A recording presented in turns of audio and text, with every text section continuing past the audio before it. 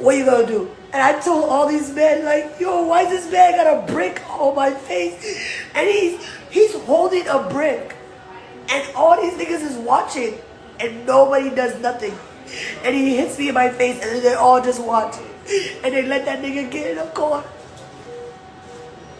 How is this okay? This is what y'all doing to women? All right. So I wanted to get you guys' perspective on this story with this woman. Um, Sean. What up, B Love? What up, Hank? How y'all doing? Thank you, Precious, for having us. Man, that one right there.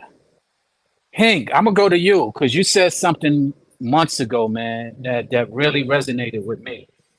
You said, yo, this day and age, jumping into something, because you said you got a sister and I don't.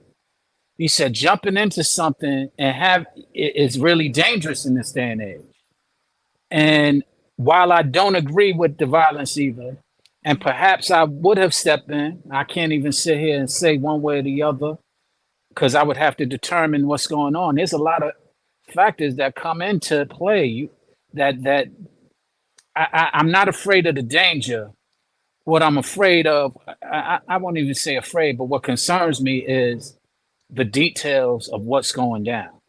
Mm, So B Love, I know you got a sister, and Hank, I know you spoke about that. I don't know if it was a sister, but I remember you saying it's kind of dangerous, and it happened one time to you, and it made me think. So build with me on that because I'm a little torn right now.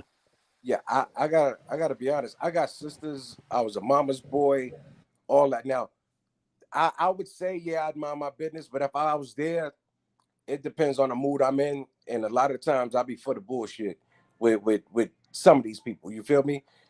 But see, I'm in a place, I'm in a gun carry state, and I keep that thing on me. You know what I mean? And that's just what it is. I think that society, like right now, like with this new generation, I think our generation kind of dropped the ball when it came to parenting the way we should. Like right now, fathers, they dropped the ball, and these boys have been raised by these women, and they real emotional, and they move like women. You know what I'm saying? And that's just not to start no whole gender thing, but the reality of it is, yeah, like we just in a different time. You know what I mean? And I don't condone it. I'm not with it.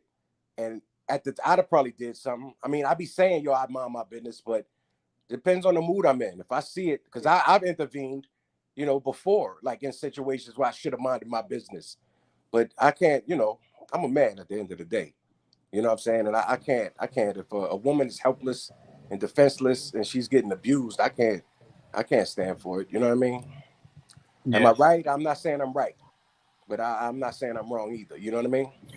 I hear that, and you made a good point because I guess that I can embrace that because I too, depending on the mood, because in my mind, just seeing it, I automatically react. That's I come to defense mode. But like I said, Hank brought up a great point to me a few weeks ago, and not having a sister, I'm blessed from that aspect because I don't know what I do. I would go in for my sister. I'll go in for a lady I don't know. But like Right, you said, I've run into circumstances where it just wasn't the best move, and they wanted to jump me right. because But see, I jumped in for her. that's the thing. So let's say if it's a couple and they're going at it, I may try to throw water on it, but I'm not going to intervene and get into it with the guy, and then the chick will be back with him the next day. You know what I mean? But if he's trying to talk to a woman who he don't know, like I'm not gonna let him hurt a stranger. Like, nah, bro. Like, what are you doing? You know what I mean? I hear So, that. mm, if it's a couple, then it's different, and it's getting physical. You can kind of look at it and tell, they probably go through that and fight in the house all the time. So in the street, I may, say, hey, y'all cut that out, but I'm not gonna go all out with it because next thing you know, you get to beating up her boyfriend and she jumping on you. Yeah, So it's absolutely. kind of, I mean, it's just a weird world we live in right now. You know what I mean? And, I and, and agree. I don't like it. I'm not with it. And I think these youngsters, when we was coming up, older cats probably thought we were knuckleheads, because I recall, you know what I mean? But some of these younger dudes now, they don't have no morals, no, like we had codes, no women, no kids, no snitching. Right now, all that's out the window. So Good point. Good point. Hank? yeah, it's like life is, it's kind of crazy. Like I wouldn't let a dude try to talk to a woman, she don't talk to him, and then they hit her with a brick. If I'm there, nah, that's not happening. Like, look, like I don't know if y'all heard, maybe about a year and a half ago, a young lady in Harlem, same scenario. Guy was trying to talk with her. She was leaving a liquor store and they jumped her. A couple of guys jumped her and bit her on her face and all that. That was literally down the block from my sister's apartment. That was literally in Harlem, down the block from her apartment. And Wow. once that happened, I'm like, yo, so where were the other guys? Like who? And there was other people there and nobody stopped it. So I think we living in a scary time. You know what I mean? Yeah. Like, how your moms used to say, we going to hell in the handbasket. Yeah, we on the express to hell in the handbasket right now, bro. Straight up. That's my opinion. I don't think I'd have let no, I mean, my ego wouldn't have let that happen. Nah, you ain't doing nothing while I'm there, bro. Not to no stranger. Now, if that's your girl and y'all fighting, I'm gonna try to throw water on it, but I'm not gonna get myself hurt, and then they're back together the next day. Now I'm going to court. I got a court case, or I didn't got killed or in the hospital. And what you just said, and what you just said is what Hank was lending to when the reference point that I made that he had brought up. It was a couple. So Hank, what do you think in reference to it? Man, as far as that situation we seen the video on, yeah, I'm not gonna help no woman that I don't know. I'm not helping no woman that's not up under me. I'm not gonna render aid to her because I don't know the situation. Because at the end of the day, I gotta go home. I did it one time, I never do it again. I damn near got stabbed because it was the whole setup. They trying to rob me. So no, I won't do it again. So I don't know their agenda. I don't know what the end game is, and I'm not going to be a John or a victim or a gotcha moment. I'm not going to be that. Yeah, that's not what I'm doing. So I'm gonna do you a solid. I'm gonna call the police, and I'm gonna keep it moving. I'm gonna say, dude, y'all better get out here. This dude's whooping her ass. I'm not jumping in. I'm not sacrificing. What I look like doing that for? And I got my daughter. I mean, I got a daughter and I got a son and I got a granddaughter that's going to need me at the end of the day. Something happens to me for what? For a stranger who don't give a shit about me? No. These women are too independent now. You don't need a man? Say what you mean. That's what you preaching? That's what you protesting? That's how you stand? Then live on it. You can do everything equal opportunity. So you can take that equal ass whooping just like I would have to take an ass whooping if I was in the situation. Or else I'm going to get the win if I was in your situation. I'm not doing this. Now, I got a question. So, all right. So what if your daughter was out and about and it's a guy like you still stood around and watched something happen to her? How would you feel? First things first, what are you doing in a situation like that woman was at that time of night?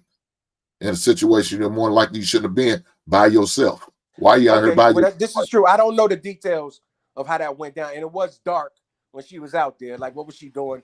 That's true. Yeah. But I mean, if I'm there and I see it and I feel it, I mean, my mouth can say one thing, but my heart gonna say something else. Well, to lend to both of y'all points, what I recognize is that the way she was talking, that ain't how my daughter would be talking to him. That's true too. You know what I'm saying? She like, this nigga, this, that. So basically, the way she was talking, probably that wasn't the only thing she said. A feminine woman wouldn't find herself in that situation. And one, this is right. This is true. And two, a feminine woman would be so hurt. She would be so in her head about how her head and her face look. She wouldn't even be recording it. She would be getting aid. She would, she would be trying to, get herself out of that situation.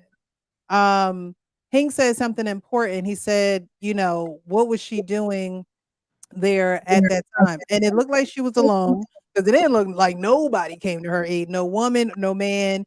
It didn't look like anybody was like, this my girl, why'd you hit my girl? Like, it didn't seem like anyone came to her aid.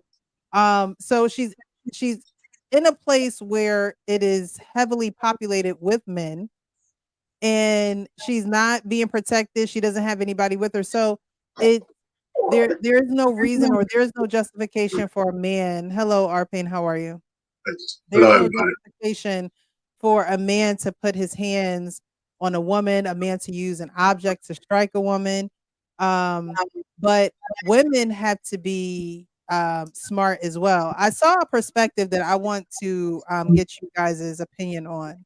I saw a video on TikTok, and the guy said that, I don't remember if it was actually it was a woman, and she said that when the Montgomery brawl happened and this man threw up his hat because he was being attacked by other men, other people jumped in. Do you think that if it was a woman, other people would have jumped in the way that they jumped in for that man down at the Montgomery? Under those circumstances, I chime in. Yes, because the woman would have been doing her job. We would have saw that, and it was yeah. I think yes to answer that question. Okay. What about y'all? Let me tell you, she wouldn't have had to throw up a hat. If we saw a bunch of white men beating up a sister, there's no question. I think the same result or worse would have happened. I don't care what kind of sister it was. You know, you would know that anyway, but I think it would be the same exact thing. There's no way a whole bunch of men are going to stand around watching a lot of white men beat on a sister like that. It's just not happening. But does it happen when black men beat on a woman? Do black men come to that woman's aid? Well, see, men make a calculation. I think men make a calculation. You know, because let me just answer the original question. I'm gonna lead right into that.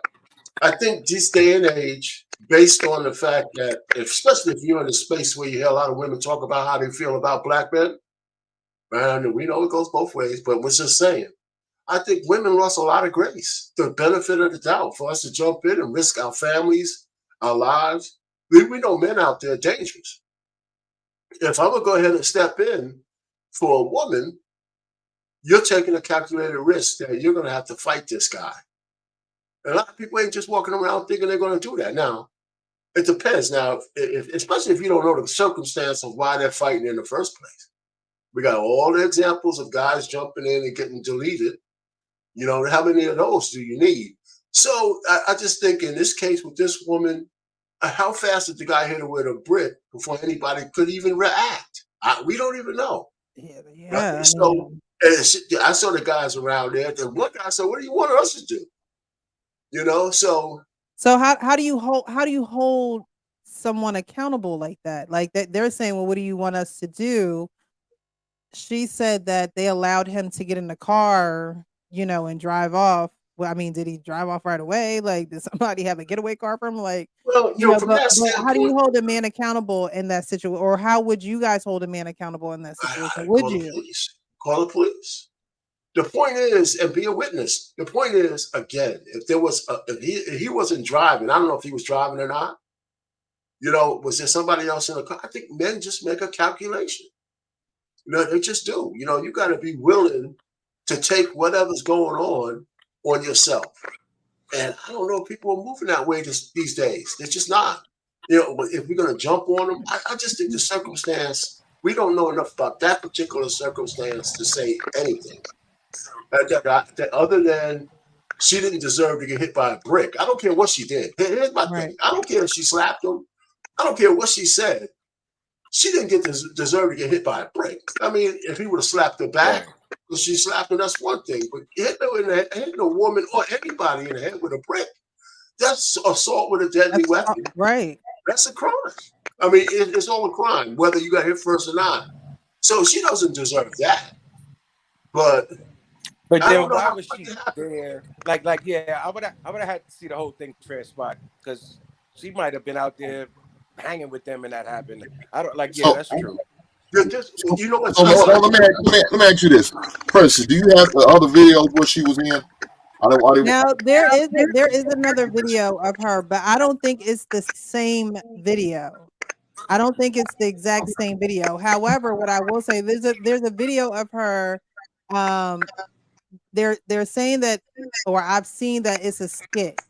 However, again, a feminine woman is not going to even engage in any skits like You said that. it was a skit? Did A skit, that a big skit. swell on her head was a No, no, skit? no, no. No, no, She's no. talking about something else. Oh, The okay. other video of her is a skit of Hey, her you slapping. got a mic to mute your mic, Payne. That's your mic cracking like that. I don't know.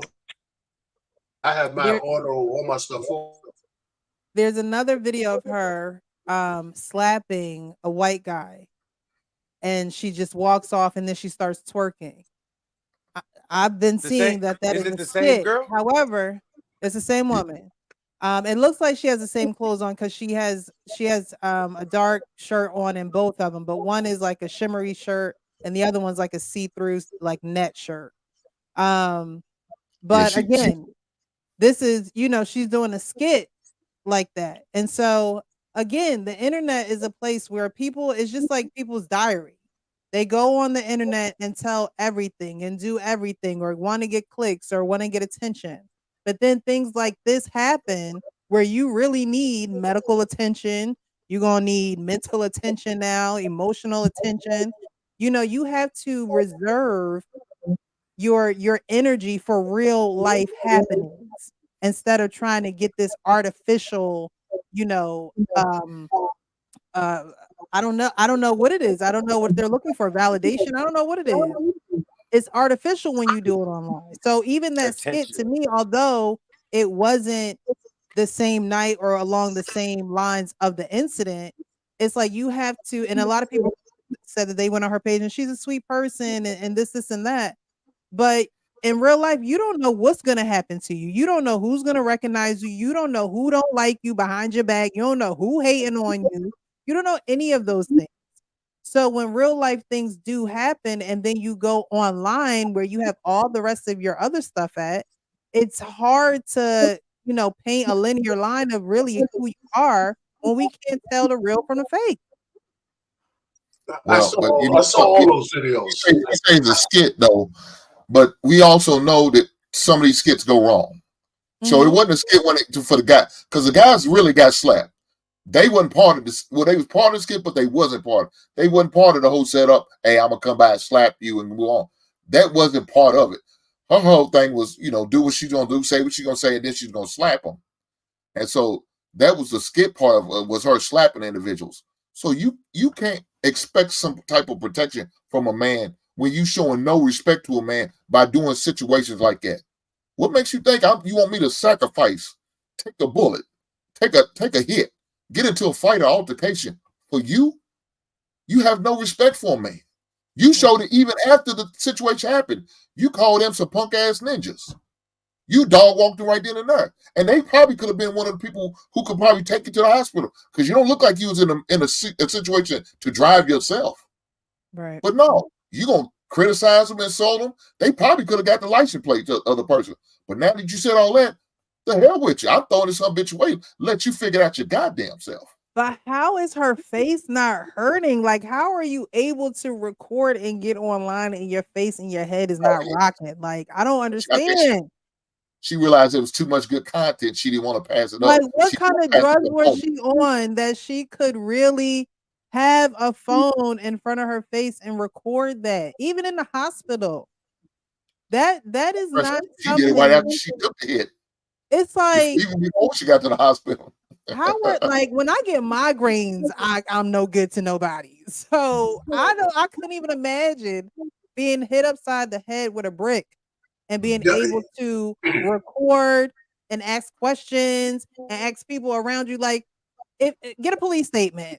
You know what I mean? Call the police, get some people to verify. If nobody came to her rescue, and I'm not excusing anything, but if a woman is in the wrong, men aren't going to defend a woman being in the wrong.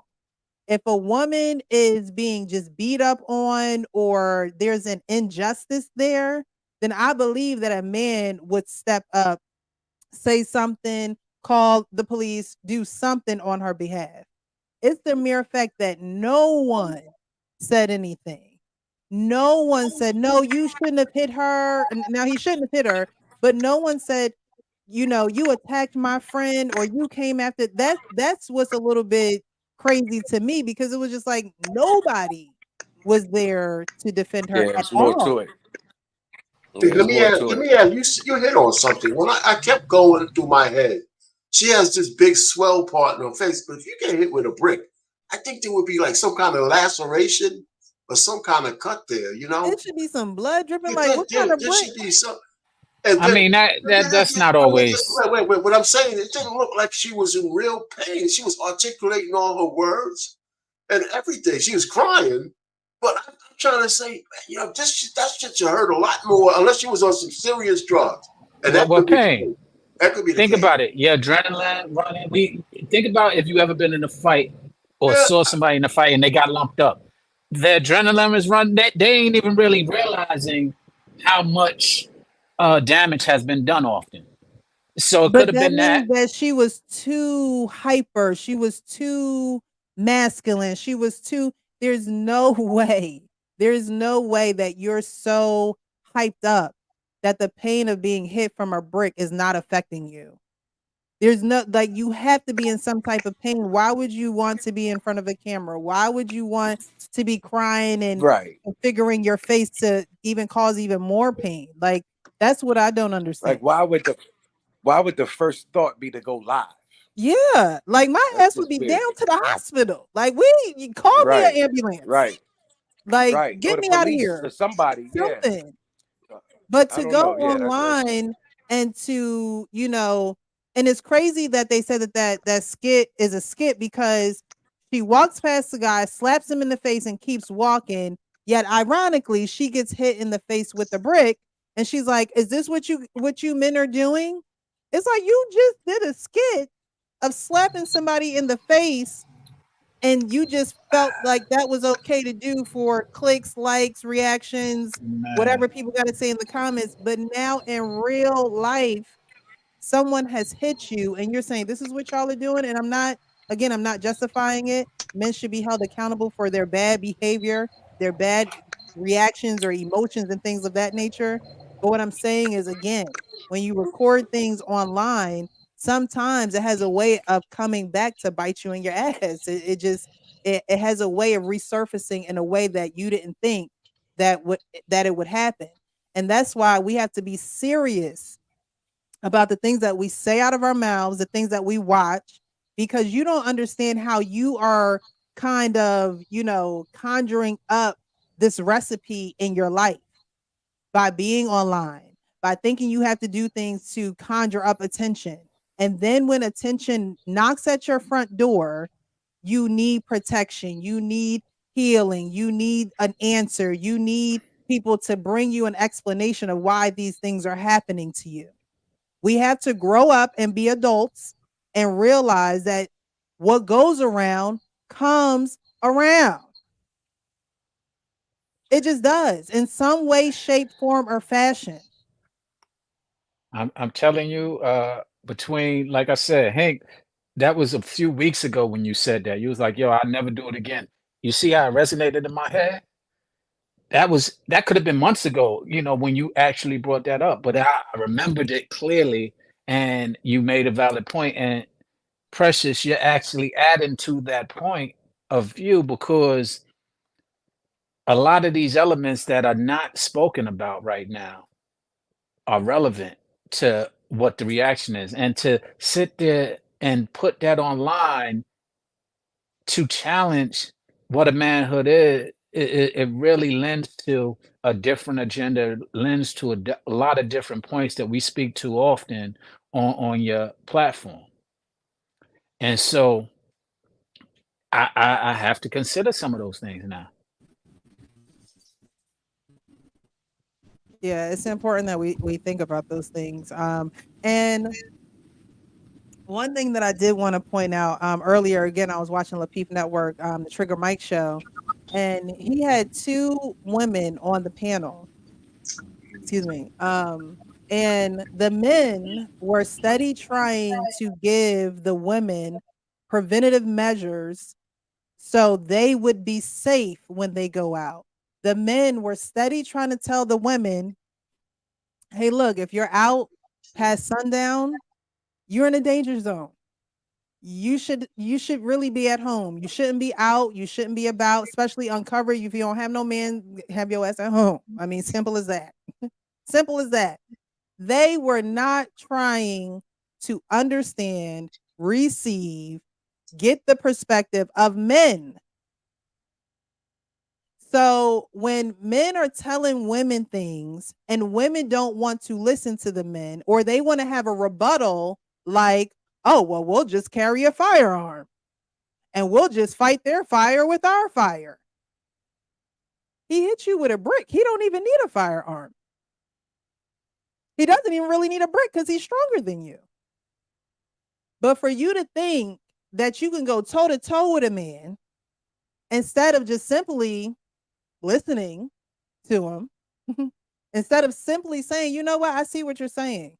It would make more sense for me to get done whatever I need to get done in the daytime. So at night, I don't have to worry about being uncovered and unprotected. I don't have to worry about danger showing up to me. I may not even be doing nothing. I may be walking down the street.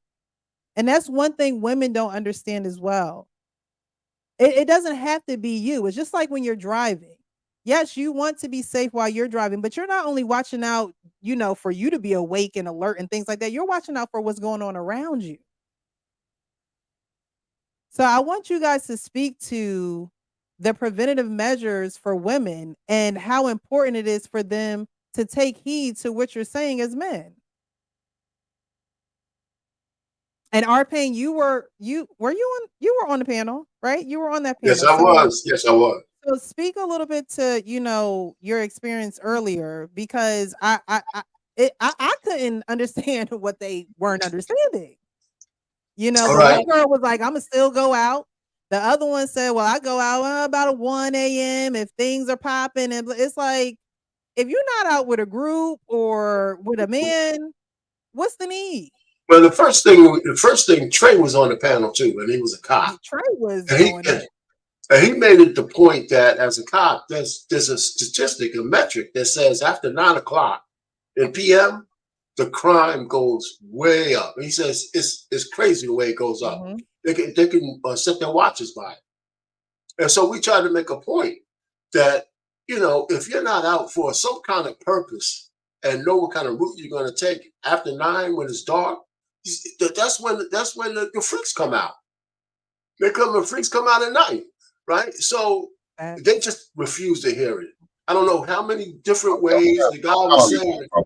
Don't tell on yourself. Yeah, that's true. But the fact is that they didn't want, no matter which way it was said, no matter whether you have a guy or you're a single woman, the guy's trying to tell her all kinds of ways that if you want to be safe, you gotta you can't have safety without having some constraints on the way you want to live. Mm-hmm. As simple as that. And the other point was that men already know this. I mean, men, listen, even the toughest men, they're just not out frivolously doing things if they have a purpose in their life. Because they know if they run up against some stuff, they're going to have to defend themselves. So guys just don't wander the street. There's always a lot more women out at night looking for something than there are dudes. And if they're not in packs, they're in danger. So they just weren't having it. They just want to live the kind of lives that they want to live, the way they want to live it. And I said, well, men don't even do that. Men don't even do that, really. Not men who have any kind of future. Now, if you're talking about the Pookies, I hate to say Pookies and Ray Rays, but the guys don't have no kind of governor on their lives. The guys running the streets in the inner cities, gang members and stuff like that. That's a different thing. But I'm talking about the kind of men that you actually say you want. They live more, practical lives. So they're so busy trying to be men and they don't know how to be men. Now, that's one of the things that's wrong with women. We're not, we're just not the same. You can't move like men do. So it was an interesting panel. And there's some more panels about that. Oh, let me also say one thing. I'm going to move on. The sister also is a confirmed lesbian.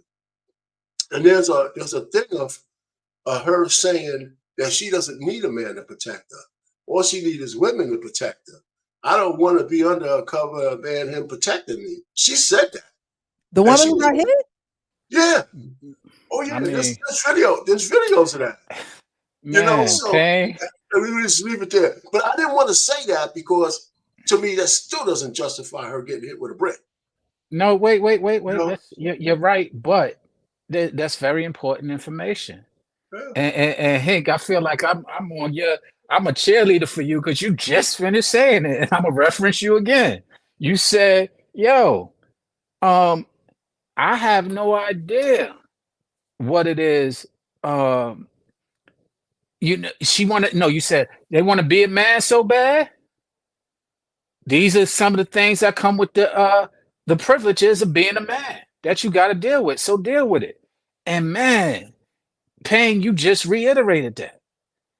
And it's not that, again, we're not condoning or advocating that is a resolution for any man, woman, etc. But the point that you're making in reference to her saying that she's really feeling that, and a lot of times it's echoed throughout our communities until things like this happen, and then we want to revert and we want to. Oh man, how did they say it? You want the power of a man, the privileges of a woman, and the accountability of a child. There you have it. Oh man, you it sound like Sean. You want to come to the dark side, and I put out the welcome wagon for you, and that's okay. Oh man, I feel you. I'm getting there. I'm getting there. I caught a brief moment of the Trigger Mike show. I was watching it on my way, to the store, so I did catch some of it, and I did hear that lady how they was been disgruntled. But look. Again, when you have women in 2023, a lot of them ladies, unfortunately, are doing this or saying this, and they feel this way, is they feel like they don't need a man. And so when you do bring up, well, if you had a man, you have it protected in case somebody running. They hate when they hear some women hate when they hear that example because they don't feel like that's going to happen, or it's not like it's a common thing. And this may be true. It may not be somebody running in your house, but it also may be somebody on the street that's going to run up on you, snatch your purse. They can assault you, sexually or physically, any type of way. Where they saying something crazy to you, and where you need somebody with some common sense to pull you out of a situation where you're not arguing with a man or a woman. Doesn't matter.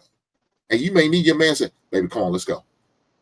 Your man's gonna be aware, seeing the surroundings.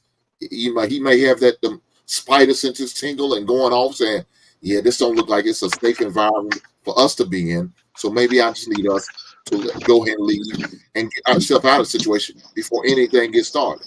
Not because of I don't like the drinks or the waiter didn't give me what I want or they not playing my type of music. Just I don't feel comfortable in this environment and I have an uneasy feeling." Sometimes men have that instinct that a lot of ladies don't. They feel like, oh shit, the music sound good. They playing songs I can get up and dance to. The drinks are flowing. These men out here, they buying drinks for us. We getting treated right. I ain't gotta have no money because the guys are buying all drink. You thinking that's all good until shit pops off. Then what? You looking for a stranger to protect you. When the stranger's not obligated to protect me. He may be there with his lady and he's got to protect her. So you want me not only protect my lady, now I got to protect you too? You might have been talking 10 kind crazy to me earlier. I might have asked you for a dance. You turned me no. But now that you want me to protect you. Yeah. And you know what's interesting?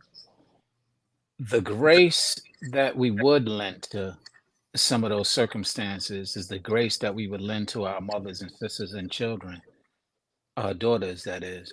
But unfortunately, I don't know if everybody deserves that grace.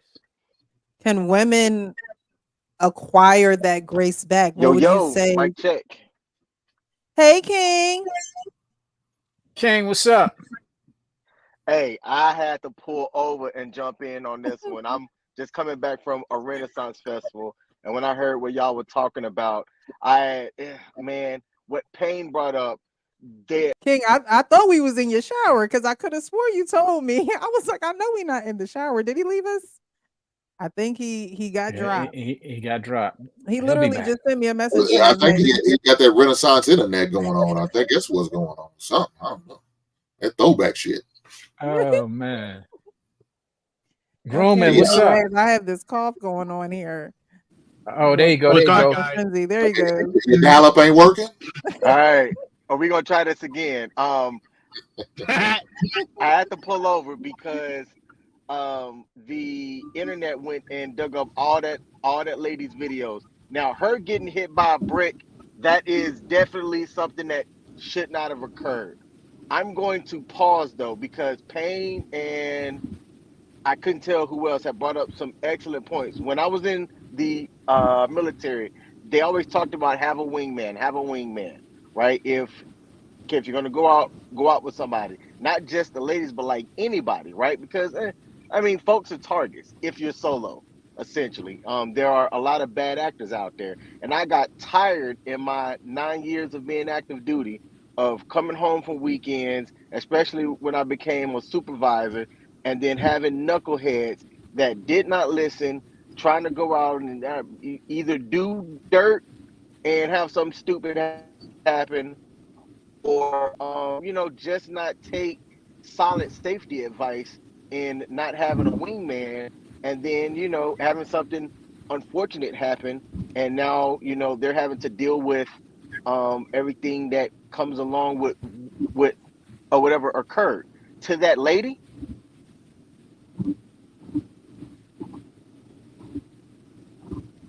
To that lady, that was the last thing we heard. King, are you there? Can you guys hear me? Yeah, I can hear you fine. I'm driving. King, so you guys can't hear King, right? I can't hear him. No. All right, King, you might have to go out and come back if you can hear us. Welcome to the panel, Black Man Unfiltered, as well as Pete. Thank you guys for joining. How are you? Good. How are you? How y'all doing? Doing good. Happy Labor Day to all. I forgot to say that. Happy Labor Day. Same to you, sweetheart. Same to you. I was just sitting back listening. I'm wish I could pop up, but I'm walking down the sidewalk right now, house full of people. But I was just listening in to you guys.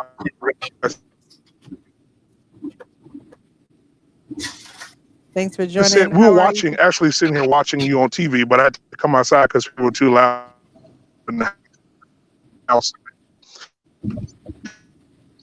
You're going in and out too. Well, y'all, hey man, they got these iPhones. The iPhones ain't shit, man.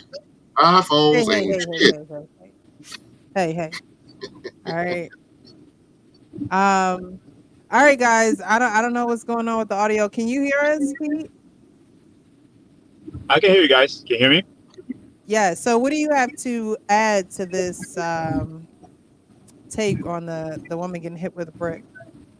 I'm going to speak as once upon a time I was a self-defense instructor. I have a third-degree black belt, 4-time grand champion. And when I used to teach my women self-defense course, I used to tell them one thing: don't go by yourself. Go in groups, because packs are better than solo.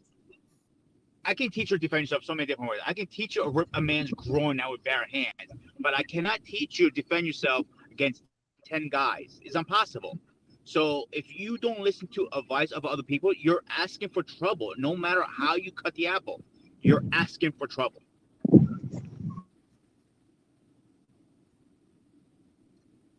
I would say the same thing. Going out alone as a woman is crazy. It's crazy. It's late. And I'll be honest with you, like, I'm sorry to cut you off, but like, if I was, find out my woman was going out by herself, oh hell no, you don't like the conversation coming out my mouth.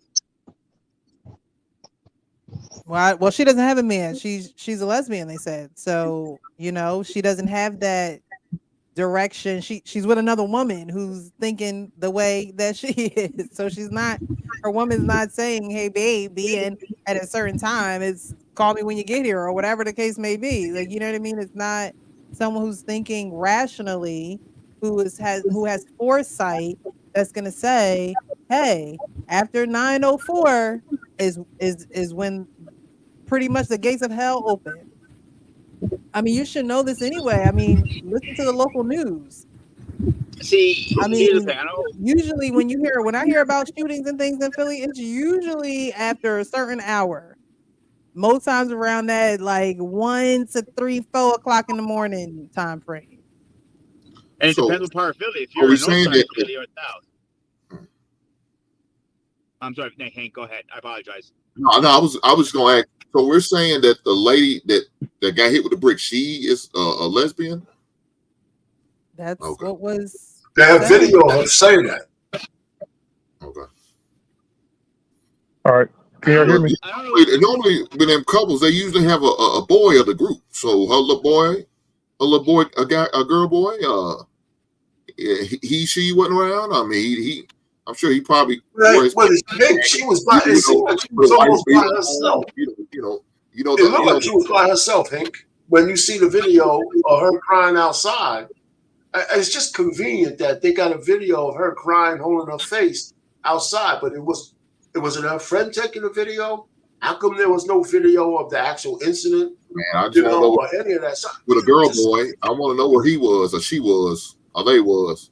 El Turner says, I'm calling cap on the brick theory because she only has swelling but no scars. Yeah, if you get hit in the face with a brick, you done.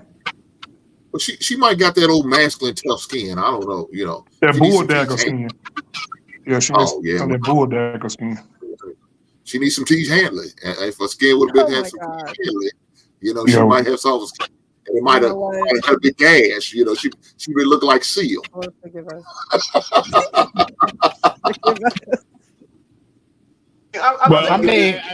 But I mean, real precious. Like I was saying, I know the reception is pretty bad out here, but I do feel like men should get to a point where they become more spectators. And we had a whole show about this on Friday with the guys. If I see a woman under distress, back in the day, men would go and save that woman. That woman would be very appreciative of that. But the way the world is now, you'll go over and protect the woman, and you'll end up getting executed. Somebody could end up shooting you in your head, or you could get jumped. She may turn on you and be like, "This is none of your business." In many cases like that. But this lady with the brick in the face, I think it is a lie. I think she wants some attention. This puts it in the mind of the girl who went to the, I call her the orange hair Target girl, who lied about seeing the baby on the side of the road. This is under the umbrella of that crazy bad. Because like you said, you get hit in the face with a brick. Where's your broken jaw? Because if someone hits you in the face with a brick, something's going to fracture. Some eye socket may get cracked open or something, dislocated jaw. But other than that, if there's nothing happening and you ain't got no swelling, no breakage, no nothing like that, I think it's made up. But what do you think? In fairness, her face was about, it was out there. I didn't notice that. But to some of the points that shit, you get if you talk shit, you get what you get. And we said that earlier. And like I said, I'm coming over to the dark side. Hank brought that up, and I am riding with it. I'm leaning towards it because I can't even dispute it. The point here's my pushback. For a second. Some women are worse. It's a lonely place, brother. Here's my pushback. Some women can be worse than men. I mean, they can go down harder. I see. Okay. Y'all dropping like flies tonight. Yeah, man. It's a cricket wireless. See, the Lord did not want that. Hey, Roman, the Lord didn't want that point of view. So the real pressures, I got a question for you. Like, what do you think would you think differently of a man that in this day and time, would you think differently of a man that would not stand up for a woman who is like that? Like, let me give you an example. Like Cynthia G, if she was out in the road and I saw a dude just uppercutting her and kicking her down the street, and I just walked past her and I call the police and say, "Hey, there's a reindeer out here with a wig on getting kicked." I call the police. I'm not going to intervene, right? But what are your thoughts on men just saying, I can definitely understand why men don't intervene. Can I say I agree with it? I agree with it. Because good men are going home to be good men to their families, and their families need them. They're literally risking their lives every day for their families. Women have preached that they don't need a man, they don't want a man, they can do without. And so I asked the question earlier, how can women acquire that grace back? And honestly, you acquire the grace back by not looking at the Black man as the enemy, but someone that you would want to be in a relationship with. Because you can't say you don't want him or don't need him on this side, and then something happens to you and you're like, this what y'all doing? You can't have it both ways, because then it looks like you don't know what you want. So maybe you should just sit it out, worry about yourself, get yourself together, wonder why you have this disdain against Black men, wonder where the root is, and why you keep blaming all Black men for your issues, and why none of the Black men are coming to your aid. Figure that out. Maybe apologize to some Black men. Tell them that you're sorry that you shamed their name, that you downgraded them, that you talked bad against them. Because if you want them to be on your team and you want them to love you, you have to respect them. That is the order. You want a Black man to love you, you have to respect him. And for many years, Black women started disrespecting Black men, and Black men are like, you want to disrespect me? I can't give you that's not how this works. You're out of order. And when you're out of order, I can't protect you. Right. And it's So simple it's as that. yeah, and that is beautiful, because what I was going to say to that, I don't have no pushback whatsoever. That was wonderful and poetic. I'm going to say this. I think that for those women to apologize now, I think they're too far gone for anybody to even protect them, even if they apologize. I think that men have to be selective. They have to have selective protection. So, give an example. I gave Cynthia G the example, or the stud maker, right? When the stud makers out talking to these women, telling these women different things about men, those women will never be protected. The stud maker could come out today and say she apologizes. Men will still not protect her at anything at all. But if you take somebody like yourself or security boss, just giving examples of women who respect men, then yes, you will have that protection, because there's no need for you to apologize, right, for anything, because you don't project, I hate men ain't this, right? So I think it's too far gone where men are looking at women like, oh no, I don't care if you didn't change or not. Yeah, I'm not doing nothing for you. I think it's too far gone. So the grace period is up. Yep. King, is what you're saying. King, My brother I'm Ricky, waiting. what's up, man? Hey, Ricky. King, can you cook for us? Because I'm hungry. Hey, Precious, share my screen. Okay. Share my screen, because I got a couple of things. All right. So here's me sharing my screen. Is this the lady that we supposed to be protecting? Yes, that's her. Right here. Hold on. Let me.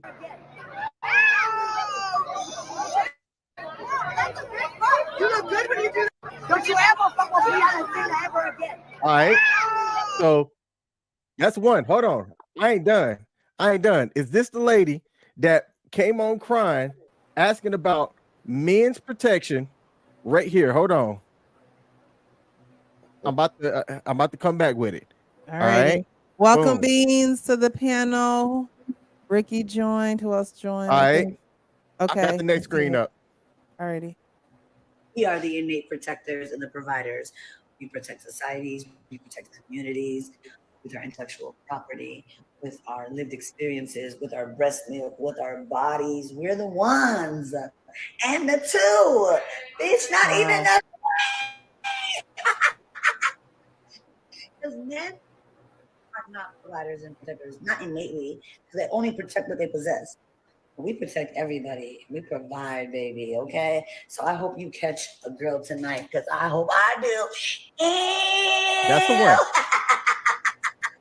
And don't forget, before there was feminism, it was lesbians who were living those lives without worried about niggas. Like, they were not worried about niggas. They were decentering men. So before there was feminism, there were lesbians. Hey, excuse me. I got one more. I got one Ooh, more, and then I got one more. Hold on. Not the nail in the coffin. Hold on. Not the nail in the coffin. I'm about to bring it home. I'm about to Oh bring it my home right God. here. Okay, so let me share this last one. Is this the same woman that came on crying about men protecting her right here when she walking around asking beta dudes to slap them to celebrate Women's Month? And she writes up here, today is a great day to slap a white man or any man who hasn't joined the abolitionist movement. I'm not inciting violence, just activating the revolution and justice. This is the same woman that is asking for men to protect her. Okay, lady, sure. Yeah, the only protection she needs is the pallbearers. She needs protection from her damn self, BMU. Yeah. She needs protection from herself. She wants to sit here. Come on. What happened to her was a tragedy. Just because someone asked her for her number, the way that I understood it was someone asked her for her number. She said no, the way she's telling it, and then the guy grabs a brick and is holding it in front of her face. To jump to that, okay. All right, it's my opinion, and I almost hate to say this because it makes it seem like I might be trying to stereotype, but there's a type of person that you can look at and you can almost tell that their tongue is just not restrained. And that's a lady, when I went through her past social medias, that lady had a tongue that was not a restrained tongue. It's not a lady. Yep, not a lady. She was a video of her encouraging her niece to twerk and twerk because we can and all this and that. And I'm just sitting here this is the same lady that got bricked up and it's is not a lady. But saying, why did men choose no man stepped up to protect her? No, it's not a lady. Right? Just it's not a lady. So women get women garner protection. This would look, my shit is circular because it's true. I keep trying to tell y'all. Nobody want to listen to me to the shit go to the overflow. Right? Ricky. Look, this what y'all don't understand. Listen to the story everybody say. Oh, winter is coming. Right? Wait till the war happen. That's not what's gonna happen. What's gonna happen is men are gonna turn on women. That's what's really gonna happen. I keep ladies, y'all are not ready to see men in their natural habitat. Y'all are not ready to deal with a man when he ain't got a goddamn thing to lose. Y'all not. Ricky, was that you who made that point? I've been making this point for about lions in the natural habitat. No. I've been saying this verbatim. He can ride with me. Pain and heard me say it. Grooming and Reviews then heard me say this. I don't know how many times.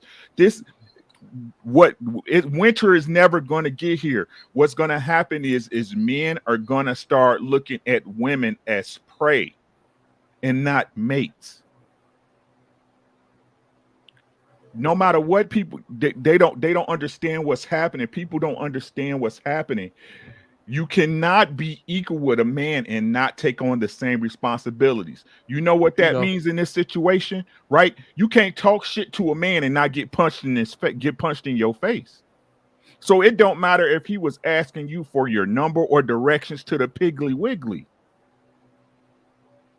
That can happen to our Payne, Hink, Beans, King, Grooming, and that can happen to us if I step on a dude's shoes. And we know this. If I look at if a dude feeling funny that day. See, but people understood that this didn't apply to women and children. It didn't apply. Let that lady go on about her business, even if she wasn't right that day. Those days they're gone.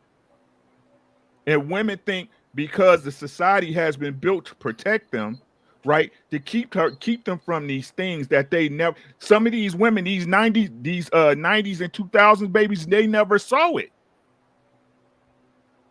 They never saw it. They didn't even fight with little boys in the playground because the teachers, oh, little boys, leave them girls alone. Right? It was the little girls beating up on the boys in the playground. They never seen it. So when they sit up there and speak, oh man, we don't need protection, all this stuff, that because they believe in their minds that that man can't do anything to hurt them.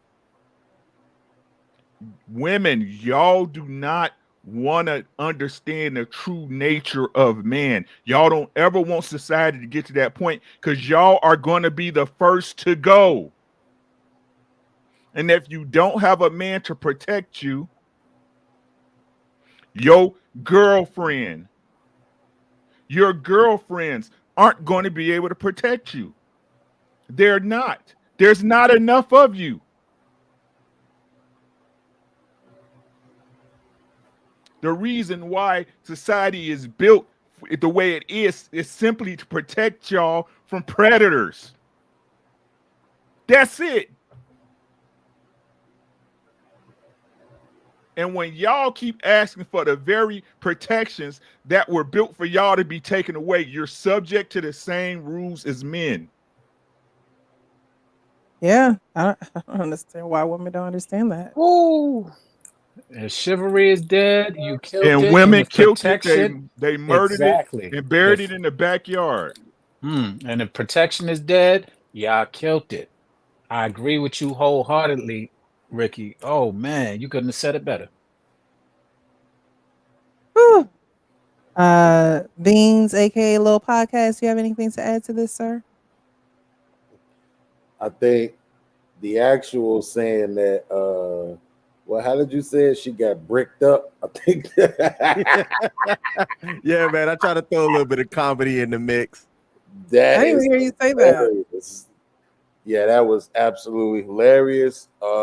It's sad that it's hilarious, but it's still hilarious though. I'm definitely gonna use that the next time I talk about it.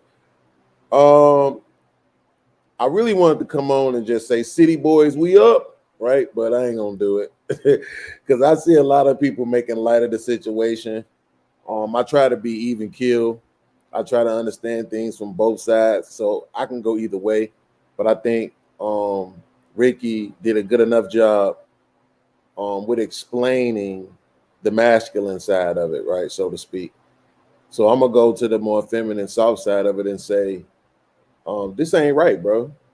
You know what I'm saying? Like, a brick is too much, too far.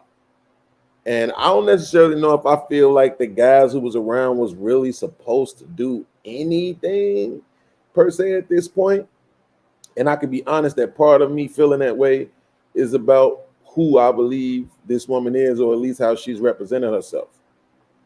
It's very hard to distinguish what's content created from who she really is, based on a few videos that I've seen and what people have said about her. But the impact remains, and that's the difficult part about putting yourself out a certain way. Believe me, if anybody in this space knows, that is me.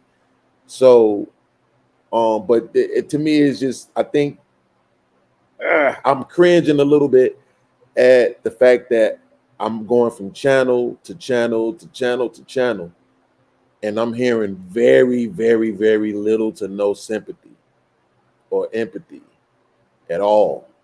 I'm hearing very to little no ridiculing or castigating of the perpetrator in this particular incident, because the perpetrator in this incident was the guy. Whether I believe it was over him asking for a phone number or not, she got hit with a brick. I know not too long ago they had a video of a woman get hit in the face with a skateboard. And like I said, with everything Ricky said taken into consideration, I just want to say to black women, like, don't let this, right, fuel your need to villainize black men. Your need to be a victim. right? Your need to feel unprotected or whatever, or at least be able to say, see, this ain't it. I see a lot of amazing women, and things like this never happen to them, ever. And so I just want to be at least that voice of reason, because I haven't heard it anywhere else. This was wrong. No black woman deserved it. White woman, Puerto Rican woman, no woman deserved to get hit with a brick. As men, we are capable of doing more damage than that brick did. So it to me, it's just out of bounds. And I just want to say to black women, like, we still rock with y'all. Like, it is what it is. We're gonna hold you accountable, but this ain't a representation of how we really see you. It's just a representation of what no accountability will lead to over a certain amount of time. These guys in this space that talk like this, I say that I'm gonna land the plane right here. I say this all the time. You're not gonna come on YouTube carrying around all this bitterness and vitriol for black women at 24 years old and try to tell me that it's about the women you tried to date. So this is coming from out of their households. It's their moms, grandmoms, aunties, sisters, cousins, daughters, even baby mothers, right? It's personal. And so at some point, the behavior has to be addressed so that when situations like this happen, we'll see more protection and less validation. Well, Beans, You know, you it's made interesting. I don't some have. great points. Go ahead, okay. Oh no, I was just gonna say this real quick. I don't have any sympathy for. I don't. I don't. There is a scenario in which I could have sympathy for, but in just a quick summary look of how this lady carries herself, I've got zero sympathy for. I think she's a combative, unruly, someone that don't know how to hold her tongue. And what Ricky said earlier, that if a guy is talking reckless or has something to say or disagrees with another guy, there's an unspoken thing between men that there's a threat of violence that could occur. All right. I don't think I wasn't there, right? I wasn't there, but seeing countless of situations like this, it's King's opinion that that lady didn't just say no. That don't mean she still deserved to get hit with a brick. But I was saying this to somebody who I was mentoring just a couple of days ago. There is tonality in how you can say something that there is a way that you can get other men ears to perk up if your tone is one way and someone still approaches you sideways. There are indeed several men that would stand up and speak up if her tonality and how she came back at that guy was, I'm going to do air quotes, proper. I think that lady was improper in the way that she stepped back to that dude. And look, the guy wrong. Hitting anybody with a brick, man or woman, just wrong in my opinion. Yet I'm going to sit here and say with the type of lady that I've seen out of her, I have zero sympathy for. And you know it's interesting. This is what I was going to say. Beans, you brought up great points, but at the same time, Precious, you said something earlier. You said you can't just go from one side to the other. You can't just do that and expect protection, yet disrespect people on the other hand. But the problem is they can, and they're doing it, and they're getting away with it, and there are no consequences to it. And this is the tone that is being dictated. What you just described, Beans, is a tone that will advocate the same behavior. And I'm not saying that this is a consequence that is necessary, because it is extreme, as we all have agreed. But you cannot quantify, you can't measure how the consequence is going to come, is the point of view that everybody is making. You're playing with it. You're playing with these emotions. You're playing with people's sense of stability, and you relying and thinking that their stability is going to be in your favor. That is going to, that you're going to be able to withstand whatever comes. Similar to the man that we didn't have too much. I didn't have too much sympathy for when the little boy killed the the man who punched the woman, who punched the mother in Chicago.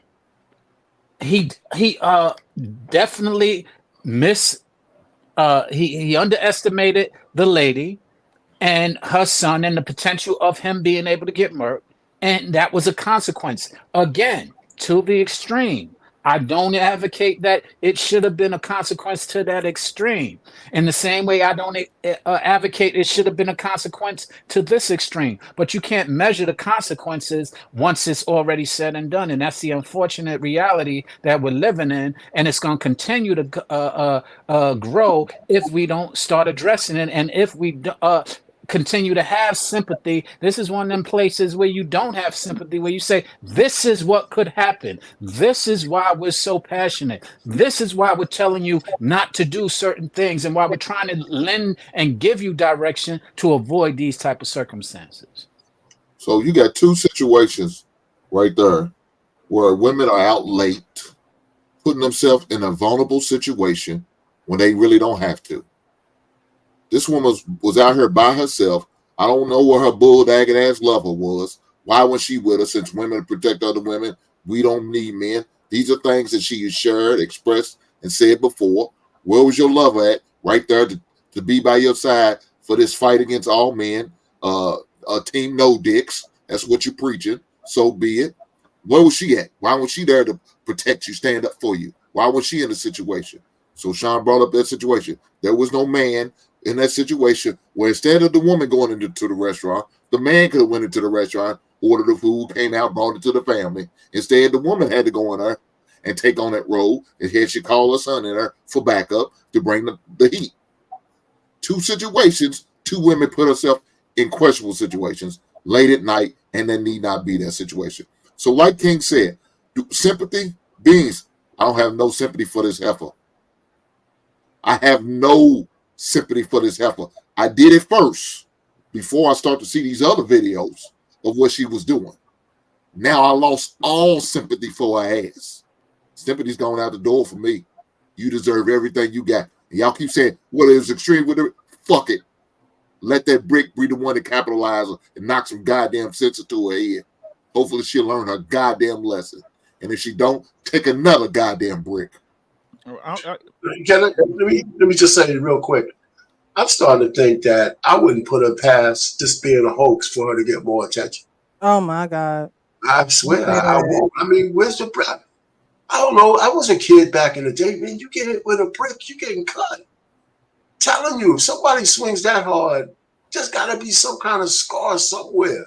She got tough skin because again, to be recording and talking after that, to me, is even at the sight of the incident when she's crying, I'm thinking she's standing up. She ain't woozy. She ain't. I mean, she's articulate for whatever she sounds like, and she's expressing her words. Somebody's taking a film and doing that. I'm just thinking, no, I wouldn't put it past her. I just wouldn't. I don't know why she would go to those extremes, but we've seen people do extreme things like the little baby running down the road, right? I mean, she might take some pain for some views. I just don't know. Everything needs to be documented. Everything needs to be an opportunity for you to go viral now and all of that, right? Why it wasn't taped though? Like she taped everything else. She taped us smacking men, but she ain't taped the dude that hit her in the face with a brick. I mean, if I'm being honest, that is a simple explanation for that, but it's. I'm not going to argue with that, with the fact that the question can be presented. The question can be presented rightfully. Okay, so my question is this, right? Yeah. Which is it going to be? Which is it going to be, ladies and gentlemen? Right? So, especially in her case, especially in this case, right? You can disregard men and all this other stuff, and we should have sympathy for you, right? You don't need a man until you need a man, right? Or is it that we continue to make decisions for women about what's right and what's wrong for them when they don't want the information from us anyway? Right? Us as men, we got the ones who say, hey, I ain't saying it's her fault. I don't even care who, it doesn't matter. Like I said, if you want to be treated evenly, these are the things that happen. Boo hoo. Yep. I'm not saying it's right or wrong. I'm saying these are the things that happen. When you want autonomy, when you want to be able to move how you want to move and shake how you want to shake, and don't be up under nobody, when it comes time to deal with shit, you deal with it. Don't be out here pointing fingers. Oh, look at all these men just watch me get hit in my face with a brick. You goddamn right. That's what they'd have did if I got hit in my face with a brick. If you want autonomy, this is what it costs. Don't cry about it. Don't ask for the people that you're looking to run from to be over you, to save you at this point. Like I said, this was wrong with y'all, man. It doesn't matter. No, you grown. This what you saying. You grown. You ain't my girl. You ain't under nobody's protection. When any other time, you don't even want my protection. You can call the police. That's what the police is for. I don't know how many times I done heard a black woman say that shit. That's what the police is for. You ain't getting up in the morning to go downstairs with nobody. You give them what they ask for, gentlemen. Give them what they ask for. They say we don't know any better. We're not leaders. We don't understand. That's the reason why the relationships don't work. We don't understand the dynamics of how. Give them what they ask for. Ooh. Yeah, it's like cooking. Yeah, it's like I understand that. That's why I said for me personally, I'm not trying to tell nobody not to do that. You know, I understand that it's needed, straight up and down. Like, I just, like I said, I just wanted to bring some balance because I'm thinking about not just her, but like for whatever reason, I think when it comes to things like this happening to sisters, and I think I understand it because what it is the same thing. How when I see stuff happen to brothers, like from the police or whatever, it hurt in a different kind of way. You know what I'm saying? People be like, yo, why don't you talk about the black on black crime? It's like you grow up around it, you kind of get used to it, numb to it in a certain kind of way, even though it's still reckless sometimes when you hear about it. But when you see it and it's a cop or it's a white person or something, it hit in a different kind of way. And I think that's kind of how this resonates with the sisters when they see something like this happening to a sister, and it's happening from somebody that look like us. These very men who they disparage all day in conversations online and in the beauty shops, you know what I'm saying, all day long. These very men that they belittle and devalue. It hit a certain kind of way. You know what I'm saying? To where they feel like literally. I even because you can't pick. I mean, as women, you can't pick. Right. You know what I mean? When it's gonna hit us, like you know, and then you have to learn the hard way and want men to save you from the decisions that you make, and it just doesn't make sense. It doesn't make sense to a man to circle back after you done already kicked him in the mud, you know, told him you didn't need him, you know, closed the door on him. It's like you just can't have it both ways. So you can't pick if it's a brick, you can't pick if it's a bullet, you can't pick if it's a punch, you can't pick any of that. It's just like Ricky was saying. You if it was a man, you wouldn't be able to pick how he's coming at you. You would just have to stand there and take it. And unfortunately, when you want to make yourself equal to a man, you have to take it. And you can't ask for pity because you didn't have the pity on the front end. So what makes you think you're going to get it on the back end? And in fairness, we can't compare the same feelings that we're having with somebody abusing their authority, because this is abusing your privilege. And we sit there and we will get angered at an officer abusing their authority, especially if they're abusing their authority and are of a different race. Absolutely. But it's not because of the concept or what's going on. It's because the abuse of the authority.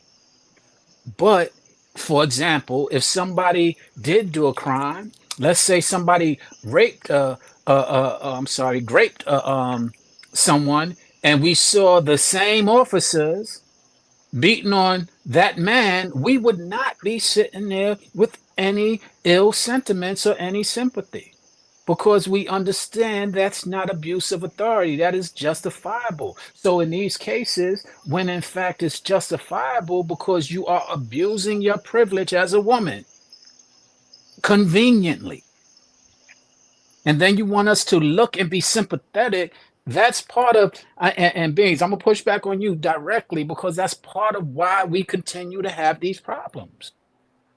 Because we continue to have that sympathy when in fact we need to have a little bit more of standing through and saying, look, you need to, this is why we ask you to listen.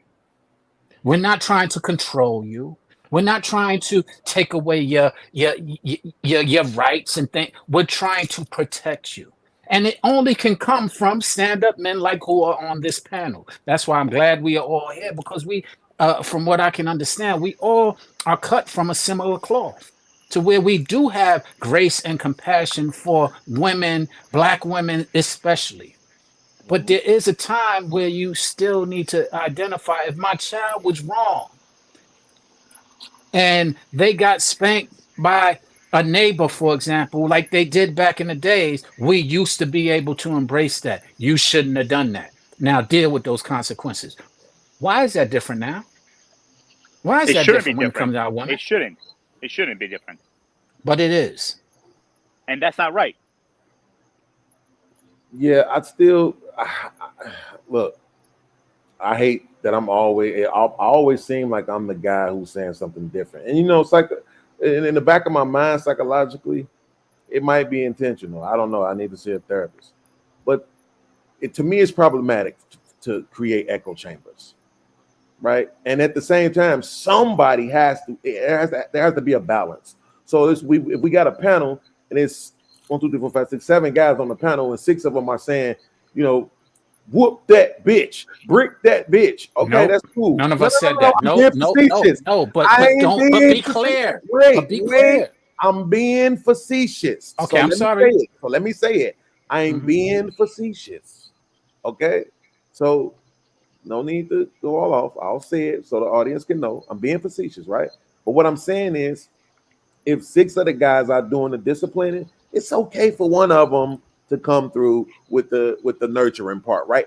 There needs to be a balance. All of us can't say, F these hoes out here. Some of us have to get married, or we won't have no black families, right? I agree.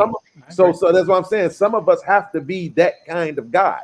Some of us have to be all of us can't be the single, strong-headed, super disciplined, super tough love guy. Tough love don't always work. Trust me, because I'm a product of it and it ruined my life. So tough love don't always work. But I understand the need for it, which is why I'm not saying, why y'all fellas up here saying that? I know exactly why you're saying it. I understand why you're saying it, and I'm not trying to stop you. I'm just trying to be another little voice in there so that the black women that's listening don't try to twist this into tough love is for children because when you become older, it gets harder to love. It gets tougher to love. So tough love is for raising children who understand that there is a balance between protection, love, freedom. There's a balance between those things. But as you become older and you want to make the decisions that you want to make, then you're going to get love tough because you didn't want to accept the tough love as a child. And a lot of people don't have that tough love as a child, and they're learning these lessons later on in life. I mean, and there's ways to do what you're saying, Beans, without doing it the way that you're saying it. For example, wait. What am I saying? You're saying that we can have a bit more compassion towards the feelings of how it can be looked at from a woman's standpoint, a black woman's standpoint specifically. Correct? Okay, so 1 second before this goes left, did I say the words that you just said? Yes or no? Did you say those exact words? I wasn't quoting you. I was Okay, paraphrasing so what you said. I'm not 'cause quoting you, and let's not get into semantics of quotes. it's not about semantics. But Essentially, wait, that's wait, what you wait. implied. When I Correct just or said not? what I said, and I was being facetious, everybody was ready to jump because everybody wanted it to be known that that's not what they were saying. Correct?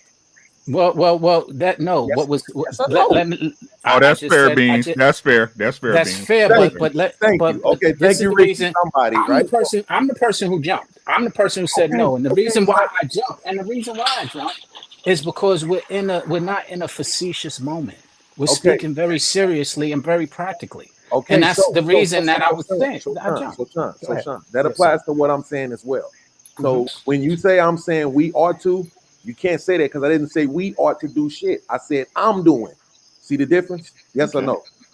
I understand that. Oh, okay, thank you. And I agreed with you. I said I understand your position.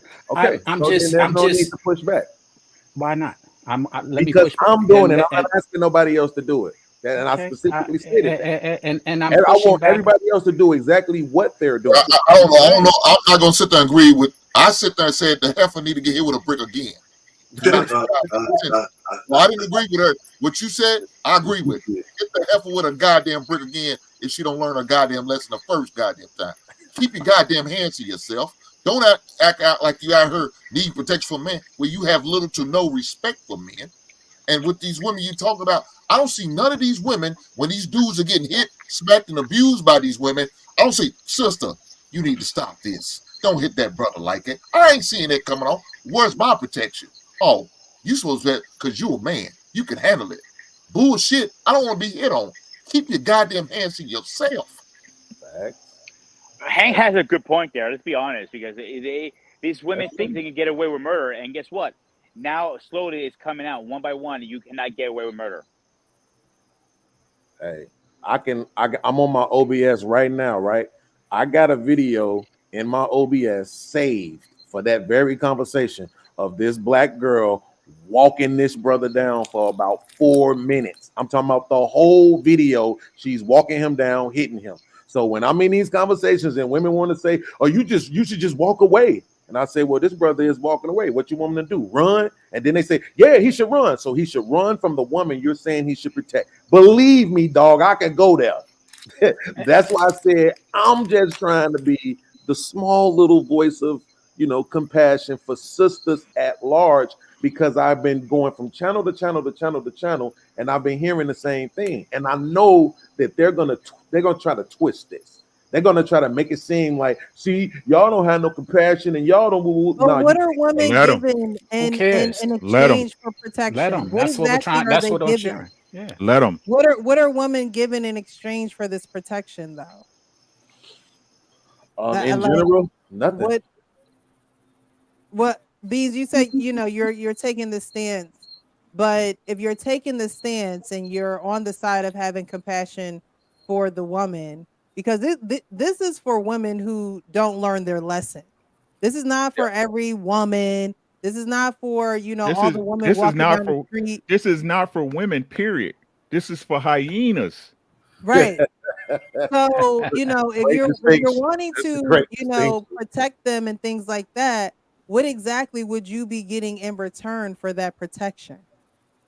Well, so one of the things that I say, and I think that's a slight mischaracterization of what I'm doing again. I think it's just because I'm saying something different. I don't like echo chambers though.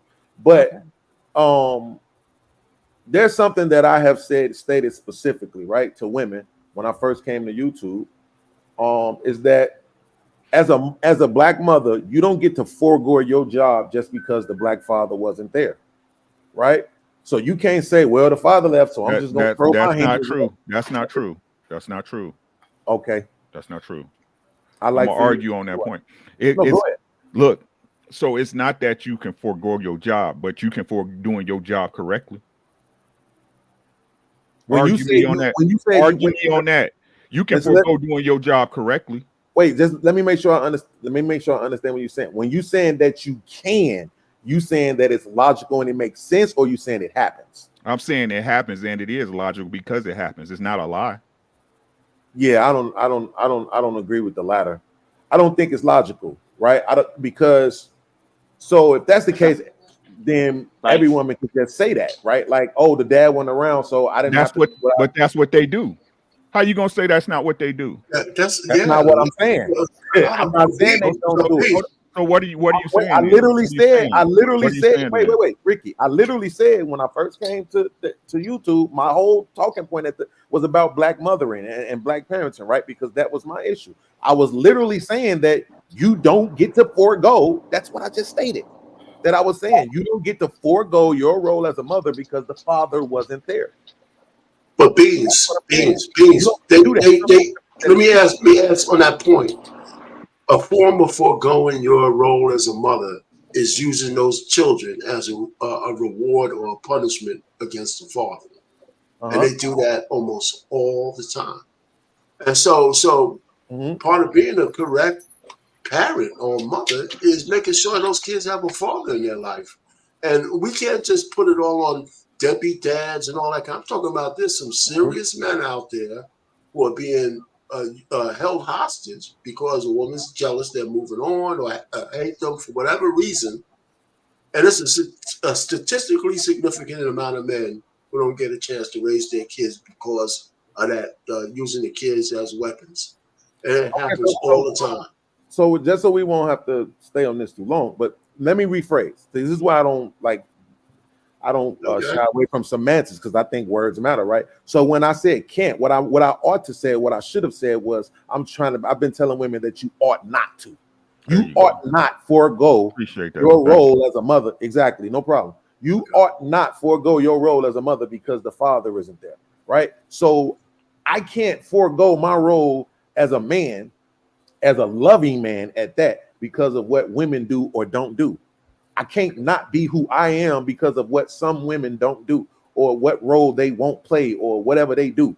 I can't do it, right? So I still have to be me. I'm the guy who can, in this situation, what I'm looking at is what do we know about the story? Take away whatever videos you went and picked up from 3 weeks, 2 years, 5 years ago.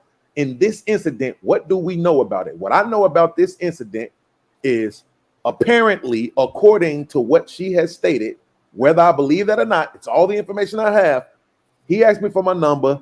I said no. Bricks start flying.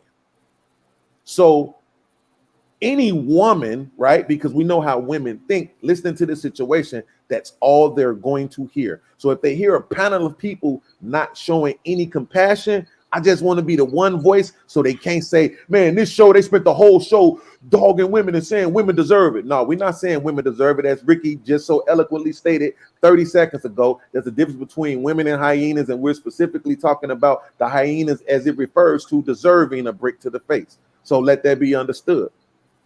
I don't think he said that hyenas even deserve a brick to the face. Well, Hink they said don't deserve protection. Hink said they do, but Ricky made the distinction between who we was talking about, the women.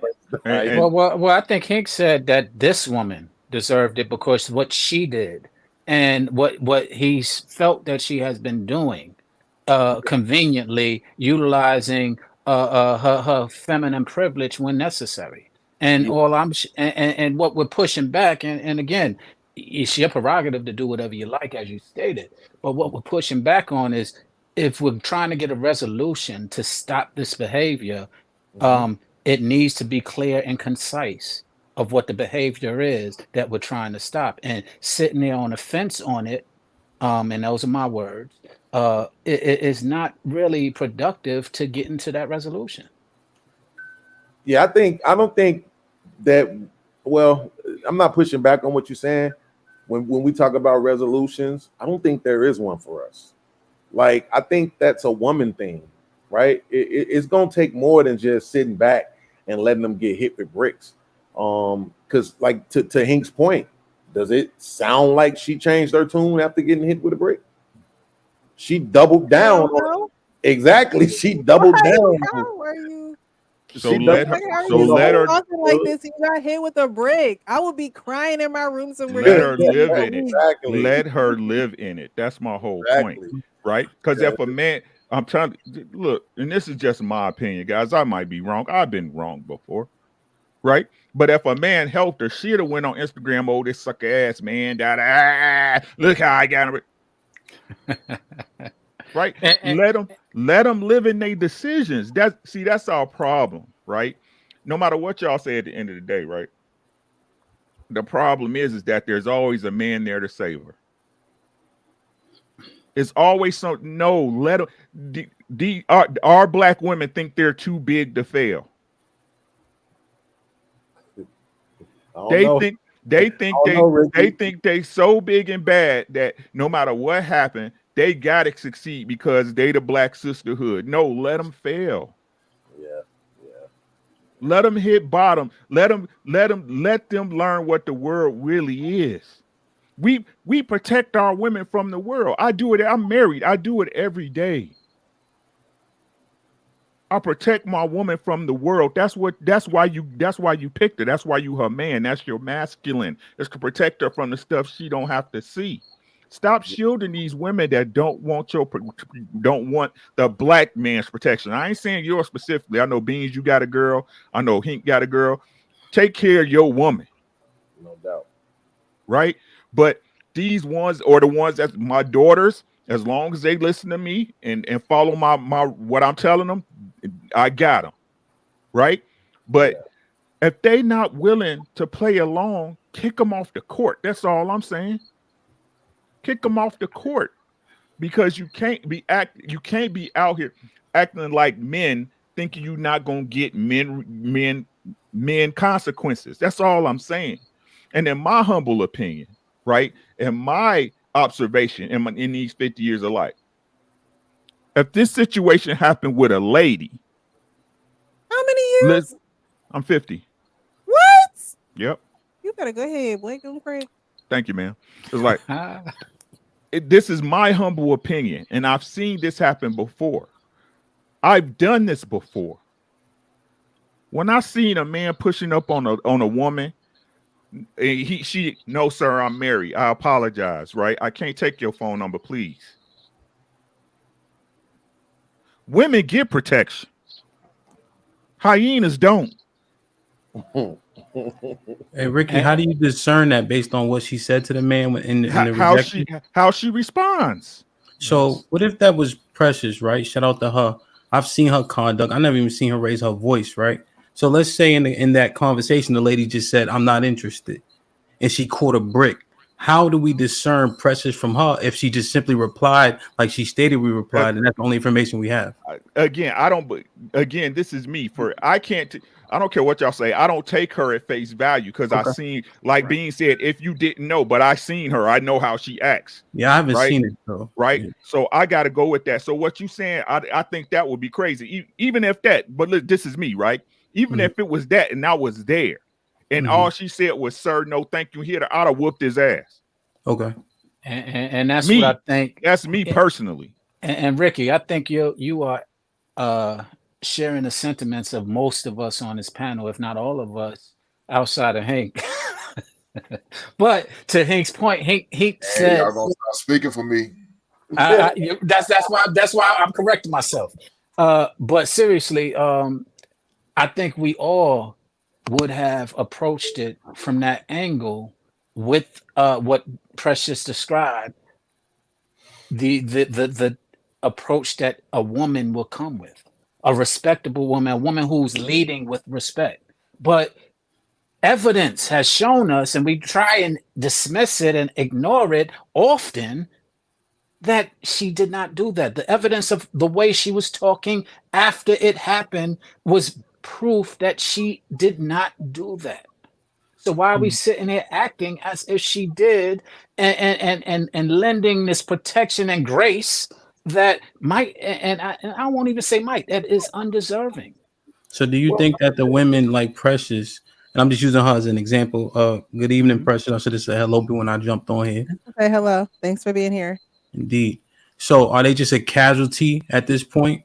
Because it's going to be hard to discern if you don't have all this footage, right? So if you outside and you see somebody get taken advantage or get hit with a brick, you don't know, you don't have all this video footage to back it up. You got to respond in real time. So if it's Precious, what do you do then? You can't discern, so you got to err on the side of caution.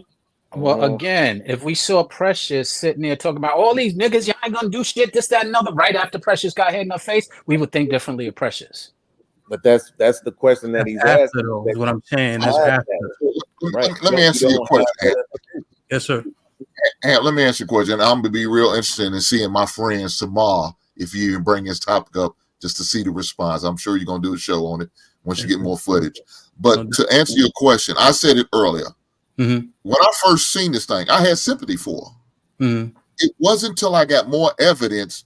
Now all sympathy for her, for me, went out the door. When I see the way she's moving, slapping people, the way she was supposed to be doing these pranks and tricks and skits, now I have no more sympathy for you. Now the sympathy is turned into anger and frustration.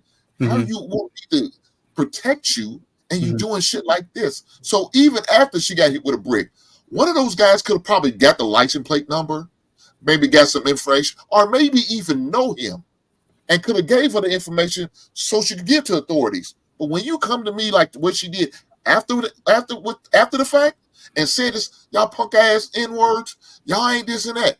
Oh hell no, I'm balling up the piece of paper I was gonna give you. I'm throwing it to the streets. Now, I ain't helping you for shit. Suffer. And I'm just being honest. Again, I'm always be transparent. I can't sit up there and believe that the conversation went the way that it would go with Precious, that it did with her. I don't believe that.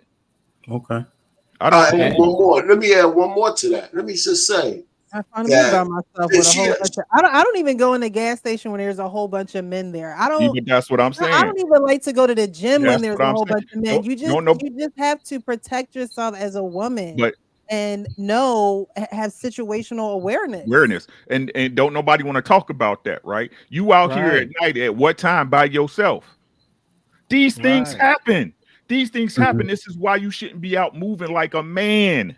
Real quick though, on this no one matter last what y'all question. say, hold on, Arpain, I got you. Like a man, and no matter what y'all say, again, her moving like that is a privilege. She has an understanding that these men not gonna do nothing. Okay. No. Okay. This is what happens. These things happen. The same thing that can happen to you. You might be risky if you in a neighborhood you wasn't supposed to be in at the wrong time of night. Yeah, no, definitely. I had a question. Let me add, before you can ask your question, I'm just add this. And Hink said it a couple of times. All the grace that she was going to get, all of those past videos, just erase that. And I think she's coming to the fact that the internet that she thought would be behind her, it's not like that. I think she's learning that right now. That's a fact. Well, I mean, actually, it's probably not, because we still have people who are advocating for her and who are sitting there saying, yeah, she. So that's my point, and why I'm sitting there pushing back, because she's looking for answers from, and I'm sorry to cut you off. She's looking for answers from men, and you have to understand what the overwhelming response is from men. I personally think she's trying to set us up so that we could get these responses and people can come over to her side, her sexuality side. I think that every single one of you and the men sitting out there proved a point by sitting there doing nothing. That's exactly what you did. She came, all that noise she talked, these men sitting around here not doing nothing. Well, they didn't. Not one of them did. You see a man ask a woman for a phone number. I don't care how she rejects him. She did not deserve that. To be hit in the face with a brick. That's a fucking woman. You don't do something. There's some things in life you just don't do. If she was sitting there talking to that dude like a hyena, you don't hit her in the face with a brick. That shit it's wild a little bit though. I mean, what do you? I mean, my thing. Here's the thing, fellas. No, Sean, come on now. Answer you. That's dirty. There's some things you just don't do, man. But we addressed that earlier. I even said, yeah, it could be you're measuring the consequence, and I'm like, no, don't measure the consequence. Measure the circumstance. Okay, the circumstance be damned. Like I said, she could have told him off like a hyena and cursed him out and embarrassed him because she didn't want to give him her number. She'd have been wrong for that. But did she deserve to get hit in the head with a brick? No. That's the measure. So what does she deserve? So what does she deserve? Not get hit in the face with a brick. I'm asking you a different question. What do you expect the man to do?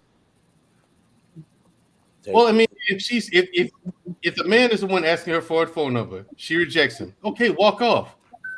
That's it. She said no. Oh, okay, we got losers. The dude was a loser that did it. I'm not going to sit there and say he's not a loser.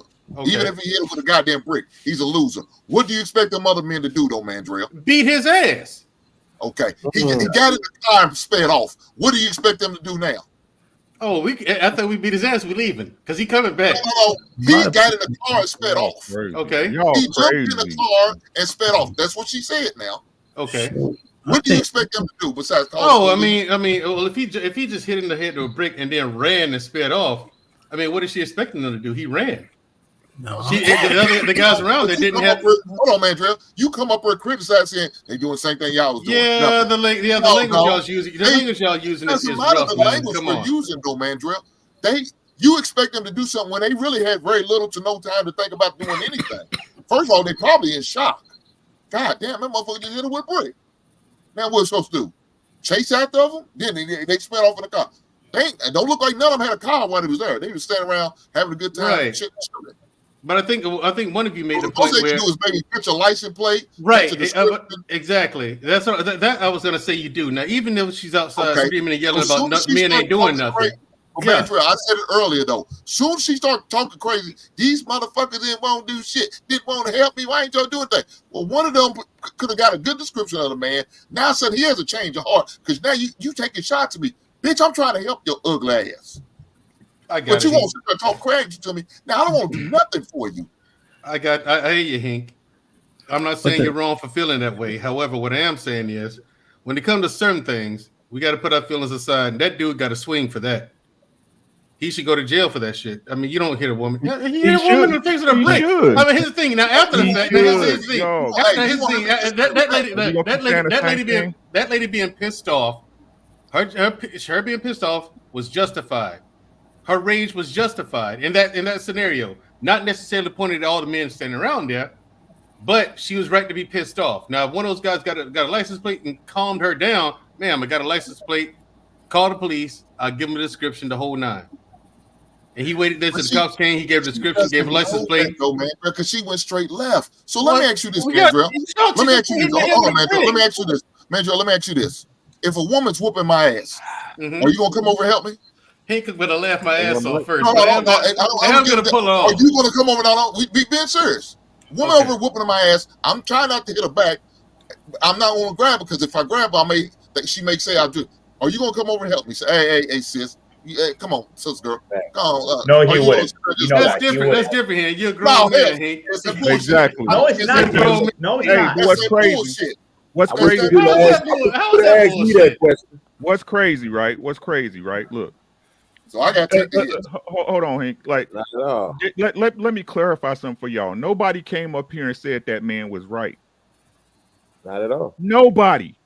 Nobody said he shouldn't go to jail. What we saying is these are the consequences. This is the shit that happened when your naked ass is out late at night by yourself without no motherfucking man. Ain't nobody said he was right. Nobody. Just like the dude that punched the lady in the face, right? He wasn't right. But everybody said it was okay for the son to shoot him, no? Y'all got to pick a fucking story. Either everybody life counts or nobody life counts. Which one is it, niggas? It depends. That's the simple answer. Ain't no fucking it depends. Yes, it does. Yes, it does. No fucking it depends, Mandrell, because situations and fucked up shit happen to every goddamn body. Every single one. Depending on those circumstances, it doesn't matter. Right, and depending on those circumstances, depending on what's going on and who's doing what, your life can be valuable or null and void. It depends. It does. It is circumstantial. Is every life valuable? Every life has some value to some degree, but you can put yourself in situations, and this is what y'all talking about, where your life can be less valuable in that situation than other times. She put herself in a situation. Major, let me ask you a question here really fast, because most of you guys know my background. but maybe you God don't. damn, Andrew. I So just got to take an ass whooping by this woman. And then just laugh the fuck at me. I got you. But it's okay. Hey, no, that's self-defense. Okay. Hank. If she beat you up, Hank, no. If she beat you up, Hank, that's self-defense. Hank, you take that ass whooping like a man. If she is beating you up, Hank, that is self-defense. You have a right to defend yourself. Yeah. I would not look at you wrong for that. How about the sister? I would laugh when that girl beat you in the chair. And Drell say, "Hey sis, come on now. It's not how you want to handle shit. It's not the right thing to do." No, my thing is if she's stealing on you like that, I'm like, okay, you want to blow up on him like a man like that, you're gonna get what you got coming. So this is why I asked you this, man, Drell. If she was sitting there, if she was sitting there barking on a cat, disrespecting him, like we saying that he did to her, we agree with you on that. If she was disrespecting him, do you go and you tell her to stop disrespecting him? Yeah, you say, "Shorty, I don't take all that." Knock it off. When do you ain't doing that? Here's the thing. Stop it. Here's my thing, Sean. She didn't. Bottom line is this, and this is the only point I'm trying to make. She didn't deserve to get hit with no brick. Come on, that's too much. But you're again measuring the consequence. The consequence of disrespecting or going up to a man. Oh, you nigga, whatever she might have done. Was she doing that though? I'm asking you if she's doing it, are you coming to the defense of the man? No. If she's doing that, am I coming to his defense? No. Okay. So now if the man reacts, because basically you said we got to control our emotions. She ain't controlling her emotions, but if a man don't control his emotions and he wind up going overboard, like he did, now you're jumping to the defense. Why didn't you jump to the defense? No, bro, that's too when much. She didn't control it. When you control your emotions, you don't overreact like that. Now you're measuring the overreaction. Even if overreaction both ways, we're overreacting. That's here's the thing. If she wants to sit there and yell at him like a hyena, she's the one embarrassing herself. All I gotta do is walk away. No accountability for the woman. There's accountability. You just walk away. I got you. But the truth, I agree with it. I don't believe in putting hands on no woman. But I don't believe in a woman putting her hands on me. Then if she putting her hands again, you know, Hank, you've heard me say this before. Other than that, keep your goddamn hands to yourself. Exactly, Hank, you've heard me say this before. Keep your hands to yourself. Now, if she's beating on this dude and he didn't hit her first, she's beating on him. Okay, then that man has a right to defend himself. However that comes. But there's still, as a man, as a leader, as a man who's supposed to be able to control his emotions, there's a line, dude. You don't beat somebody with a brick when you ain't got to. You know what's funny to me? It's funny to me that now all of a sudden, Mandrell said we said, now all of a sudden we pushing for balance. Well, you know, check the girl too. But when I was bringing balance, somehow I was the bad guy. But, I'm not pushing for balance. Fuck that second goddamn brick. I told you. Get that second brick out and swing on her goddamn ass. And Beans, I ain't pushing for balance either. Mandrell jumped on. The other side Mandrell jumped on it. He swelled up. Swell up the other side. Fuck right, Mandrell, you jumped on. Mandrell, you jumped on and you started saying men need to do this, and that. Yeah, you don't hit it with a brick, man. Come on. Nobody. It's me and you right now. Let me ask you a question. If somebody, and this actually happened to me, threw a garden scissor at me and got away with it, how is that okay? No one says it's okay. What the fuck is happening right now, man? No one says it's okay for her to throw a garden scissor. How you respond, that's what you're responsible for. What did you do after they threw the scissors at you? So what did you do? You throw the scissors at you, goddammit. You called the cops? Yeah. No, okay, fair enough. Did they get in trouble? I'm sorry? Did they get in trouble? Nothing. She got walked away. So you should have hit her with a brick. No, I'm just joking. Yeah, right. Yeah, that doesn't mean you exactly. My thing is here in your case, grooming and reviews, that was the correct. That was an appropriate response. Okay, you saw a situation you didn't have to get physical, so you didn't. Instead, you called the cops. They let her get away with it, which I disagree with because that's a huge threat to your well-being. But you didn't have to get violent. You saw a different way, and you took that different way. Hats off to you. And man, that's a grown man decision. Here's what we were saying. I'm sorry to interrupt you. Ricky made he couldn't have put it better when he first came on here. And what he said is that, and I'm paraphrase as best I can, Ricky, and feel free to jump in when you need to. He said that if you want to take on the position of a man, the consequences that come from taking that position, you can't sit there and measure. You got to deal with whatever consequences they are. So the point that he was making is, if a man came up and disrespected, violated, whatever the case, another man, and another man went upside his head with a brick, we understand that that might be a consequence that we just got to deal with in this life. And if in fact you don't want to have that understanding, then you should reevaluate how you approach and how you position yourself towards men. I hear what you're saying, you and Rick, and that is a brilliant point.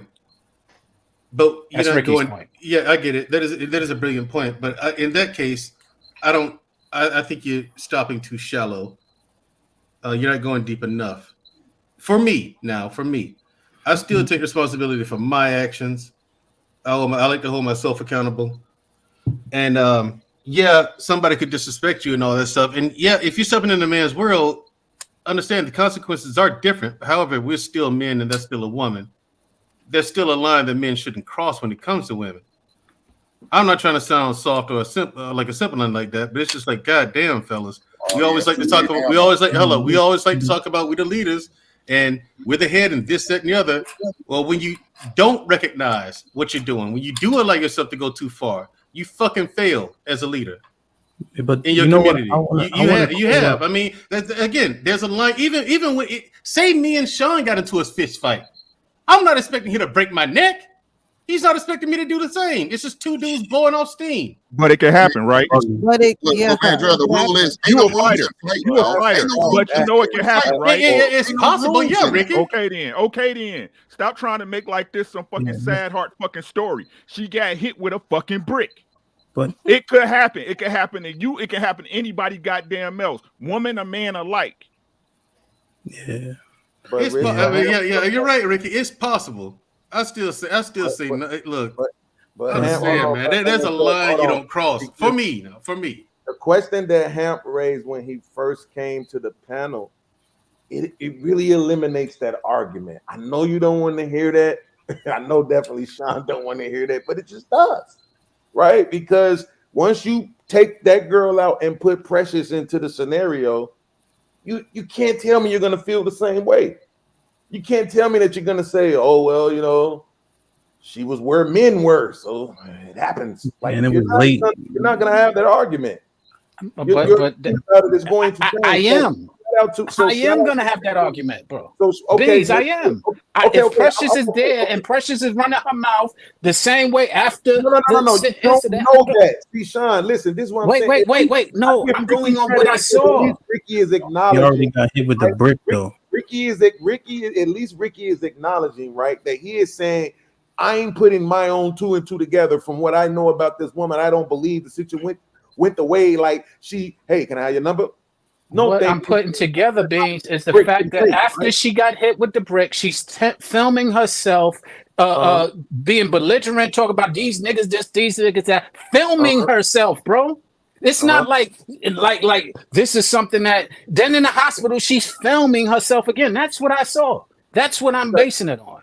Precious, I don't see doing that. But if Precious did do that and she was in the hospital doing that, yes, I would have the same thing and be saying it about Precious. Damn, Precious, you surprised me. Why was you filming yourself? Why are you sitting there now every minute?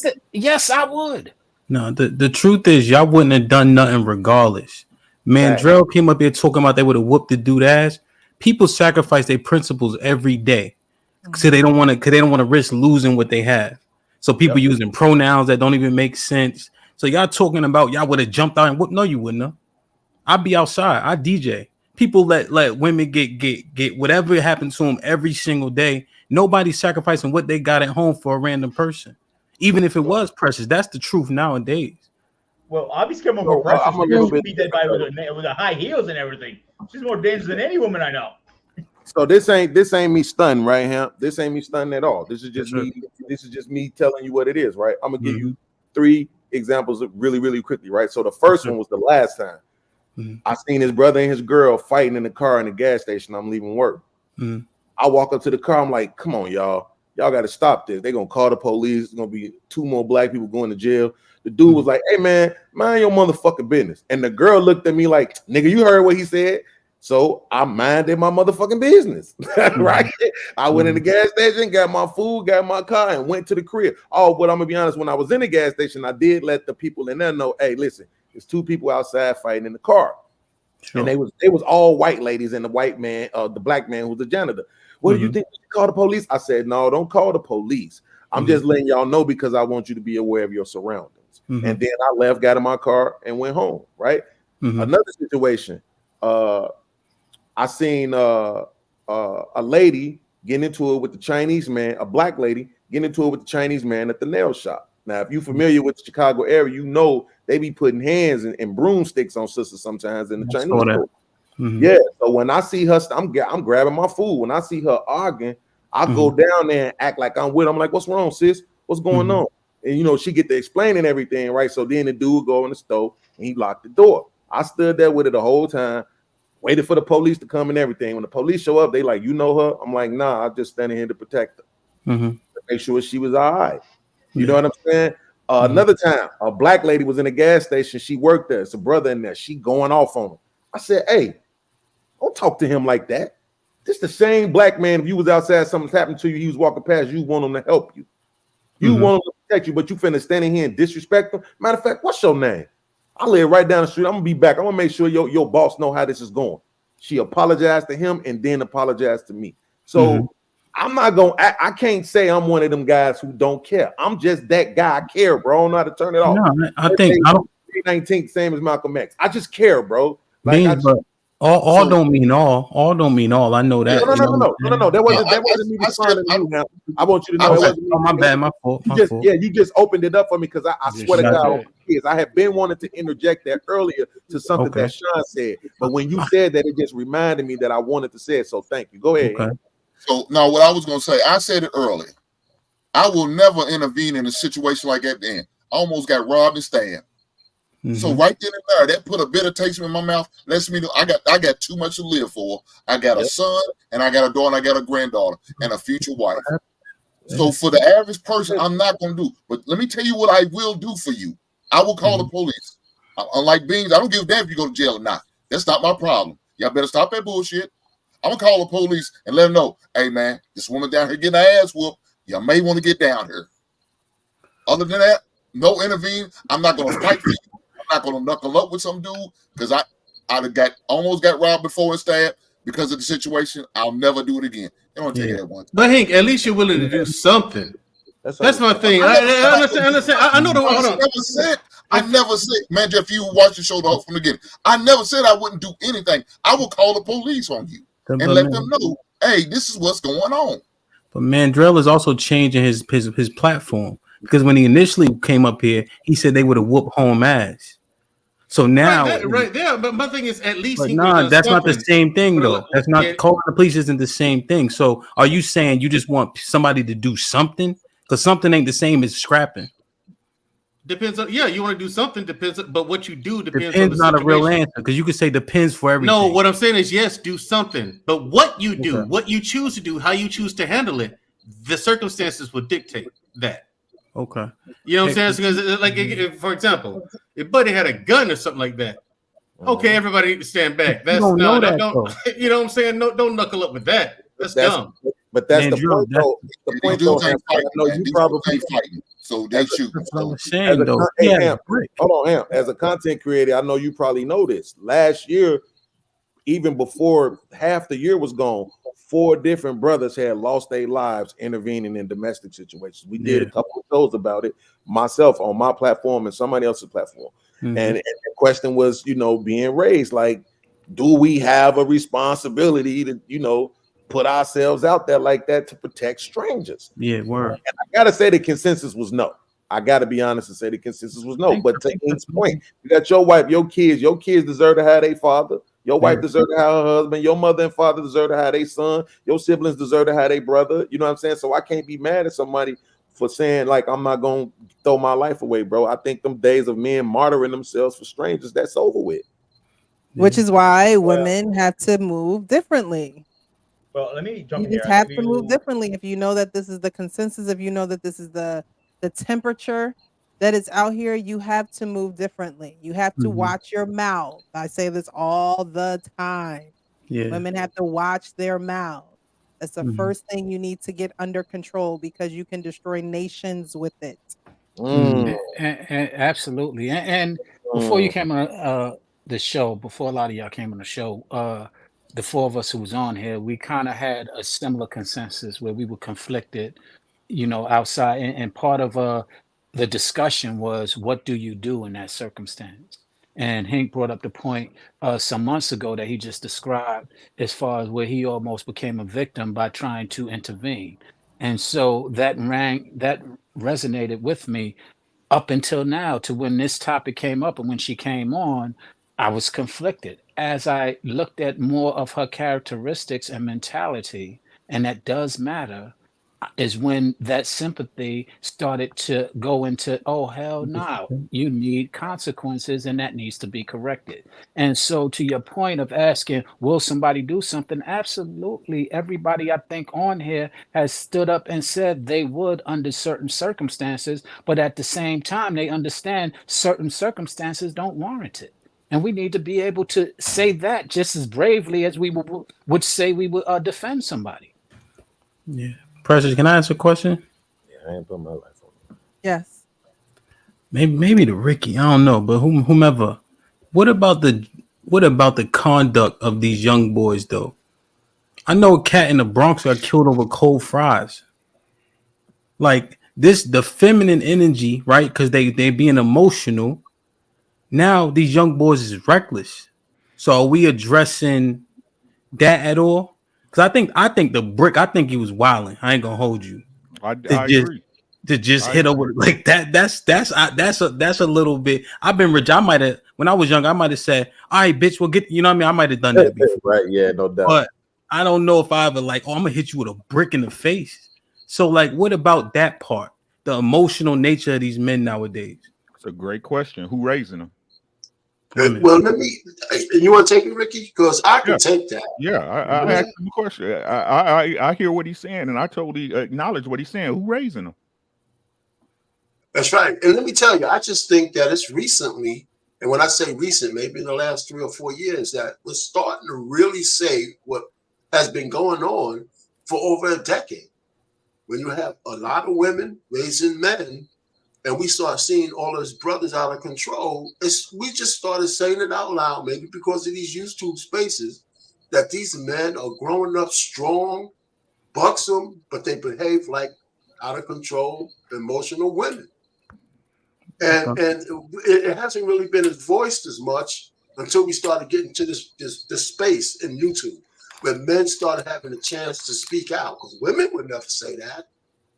We didn't have platforms to make that clear. And now almost everybody recognizes that men need their fathers, because that's one of the big reasons why we have roving bands of young boys just going buck wild. Okay. You know, it's like the Lord of the Flies shit out there, man. You know, and so that's really it. Now, I think a lot of people try not to disparage women, but the truth of the matter is the biology of men, the classrooms are being changed. They're trying to treat little boys like little girls, because little boys are more aggressive. They're trying to change that. So they're trying to suck it out of them. But let me just end it there. But you guys know what I mean. Let's start to talk about it. Go ahead, Rick. And look, my shit is circular because it's true, right? Y'all, it seemed like I talk in circles. Ricky keep talking the same shit. I'm gonna keep saying it till black folks get it. These are the consequences. Everybody keep looking for a different solution. Well, Rick, what about these young boys? Well, Rick, what about a mama and daddy in the home? Okay. It's just that motherfucking simple. Y'all can try to quasar and rocket science this shit. A mama and daddy in the home. Okay. So what's happening, right? You again, like, shout out to Beans, you know what I'm saying? Beans is a very objective dude. I rock with him, right? Yeah, let's take the information for what it was with what we knew from the beginning, right? But then you look deeper, right? You go to her Instagram and you see it's all this woman power shit, da da da da. That's the same shit that women get rid of their man for. I don't need you.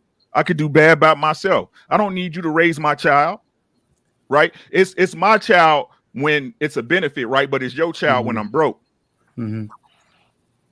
right? So then what they do is you go out here and you raise these young men, and then when they get out in these streets, then you have the results of you saying, "Oh, hitting her with a brick. That's wild." Where's his daddy at? Where's her daddy at? So Rick, do you think they lost? Do you think we gotta wait? We gotta wait for them young boys that don't have fathers to just die off? Like, Nope. is there any remedy for them? Listen to me. I don't care what y'all say. Until y'all get back to nuclear families, it's over with. Okay. Well, can I say this? Can I Fuck say what this? y'all say. Fuck what y'all saying with hope. Hope is for stupid and useless people. Okay. The So there's things no that black remedy. hold on. The things that black folks need to do, y'all don't want to do. Which is be a 2-family household and get through it together. Amen. Okay. I'm not disputing that, Ricky, but let me I just want to say this. There have been nuclear families in my generation, and I'm 52. And I have seen men, because of, with the nuclear family, I might add, go upside another man's head with a brick or something worse for stepping on their sneakers. So it ain't just the nuclear family that resolves that. There's a lot of wait a minute now. Wait a minute. The whole Go ahead, nuclear family B. thing, it was a plan. Like, y'all got to realize the world we in right now, like, all this shit has been designed to be the way it is. Did we dealing with psychopathic fucking psychologists that all this shit was a plan. Like, the word project, they literally built buildings and called it a fucking project and put us there. Do you understand what I'm saying? Like, women, they got Section 8 and they got all kind of subsidy. With in order to get that, they had to get rid of the man. The man couldn't live in the household. Do you understand? So our generation, I can't even say we dropped the ball, but at the end of the day, all this shit was by design. Do you understand? Like I agree with what a lot of y'all dudes is talking, but the bigger picture is it's not really our fault. You understand? Like we're playing against a stacked deck of cards. It is now, though. Once upon a time, you were correct. It's all our fault now. There's no boogeyman white man holding you back. There's nobody forcing you to stay in housing projects. No one forcing you to not educate yourself and do better. It is all our fault now. And to address what Sean said, to pick up the pieces and go from here, like, it's a generation of lost folks. My advice would be get insurance policies on these little niggas and hope they survive, because they're not listening. We got to reach the generation below them, the babies, and really take them and nurture them and hope they turn out different. Do you understand? Because right now everybody is trained. It's too many fucking sheeple. People got their faces in their phones and their faces in their phones. The chick got hit with a brick and wanted to go on Instagram. So I mean, like, yeah, we're a world of lost. The shit is lost. It's crazy. We got to reach the younger. Why y'all keep questioning raise that? them up different.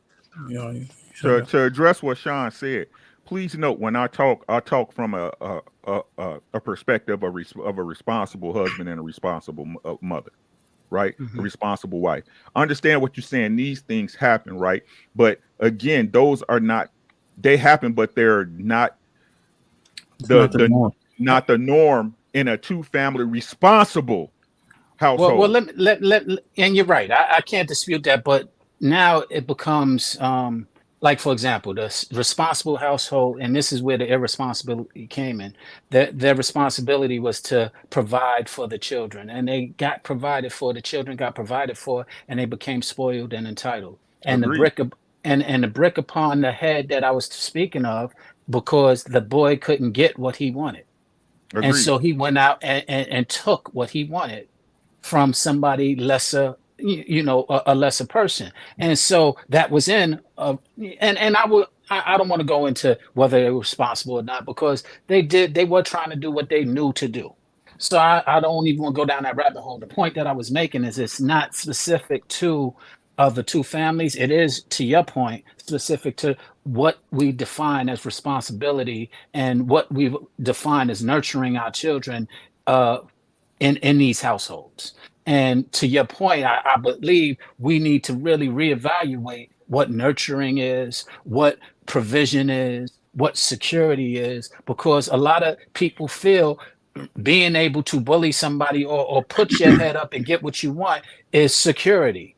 Because a lot of the people in the hoods who were doing that secured the hood or had the hood in fear. So there's a lot of dynamics that go along with it, and I'm not here to go into pinpoint each of those. All I want to say is that our problem isn't specifically the two-family home; it's specifically the entitlement, the spoiledness, the selfishness that I we are disagree not with you really 100%. addressing. I disagree Okay, with but 100%. go There's for got it. to be a nucleus of why our society is falling apart. And it's not a coincidence that it's falling apart at the You're same right. time. It's because your parenting skills ain't worth a goddamn. Well, no, wait a minute, man, Drell. Wait a minute. Let me just say Admit this. it, dude. I mean, we dropped the ball. Let me Bottom finish line. saying what I gotta say. Listen, it's not a mistake that there's a direct proportion to the fact that our society is in the shambles and there's hardly any nuclear families left. And the laws are starting to change and start to make that shit happen again. I mean, I'm trying to tell you, we can't build a culture or a society with nobody being together. We can't have men and women separate from each other and thinking it's absolutely the reason why our shit. Just because not one person went wayward with a man and a woman in the house, all of a sudden that disproves the damn logic of the fact that no nuclear families mean we're in a shit show. How many inner city? How many inner city families do you know are together? My kids had their mother and father, me and their mother, and I asked them, how many of your friends had both of their parents? And people are like counting onesies and twosies. You can't even count on one hand. So listen, it's absolutely the fact that we don't have. It's not going to solve all the problems, but it's the beginning. How are you going to build a community with no nuclear families? Did somebody tell me that? I think you're missing the point that I was making because I never disputed. Listen to what I'm saying. Listen to what I'm saying.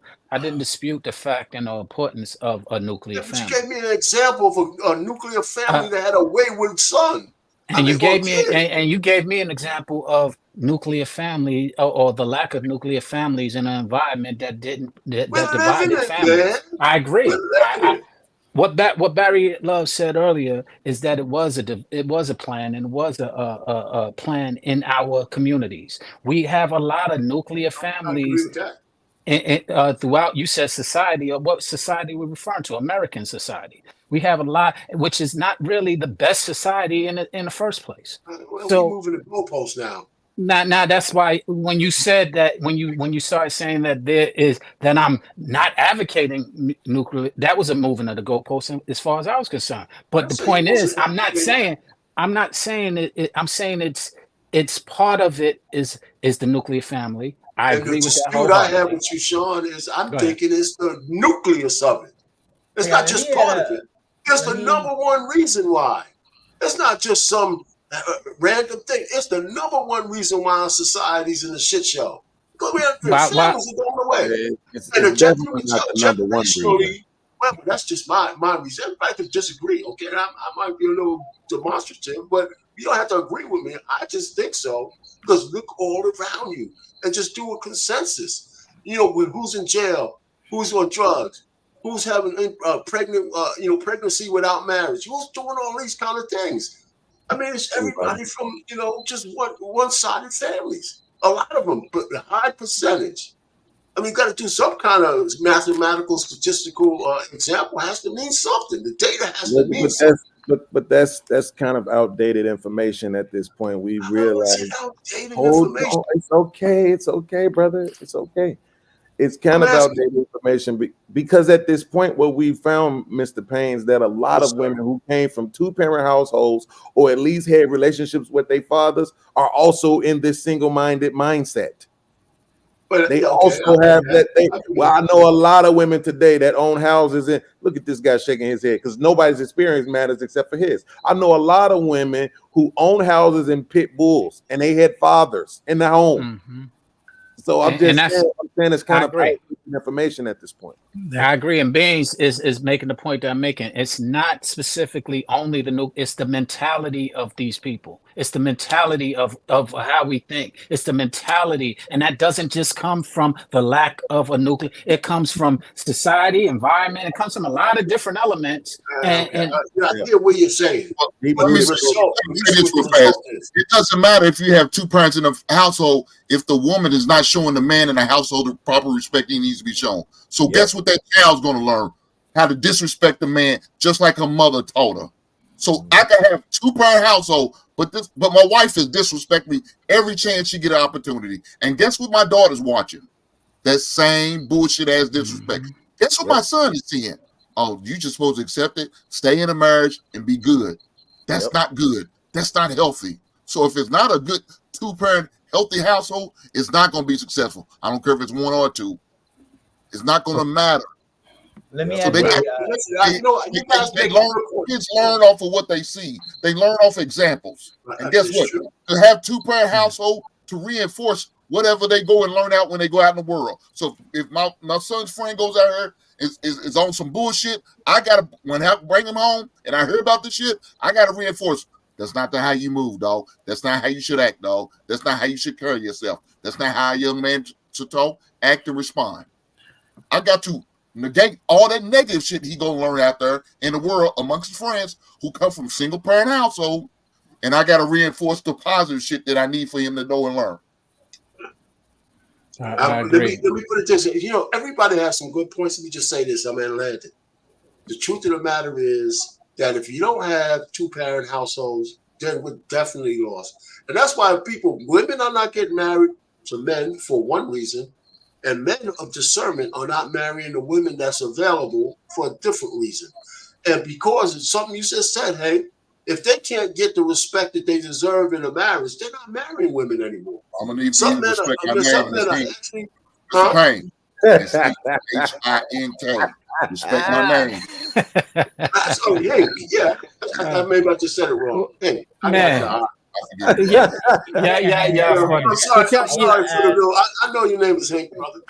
Anyway, you know what's crazy, Payne? We're kind of saying similar things, but the point that the root of it is a man understanding his value and demanding the respect for his value. I agree with that. That's what's missing.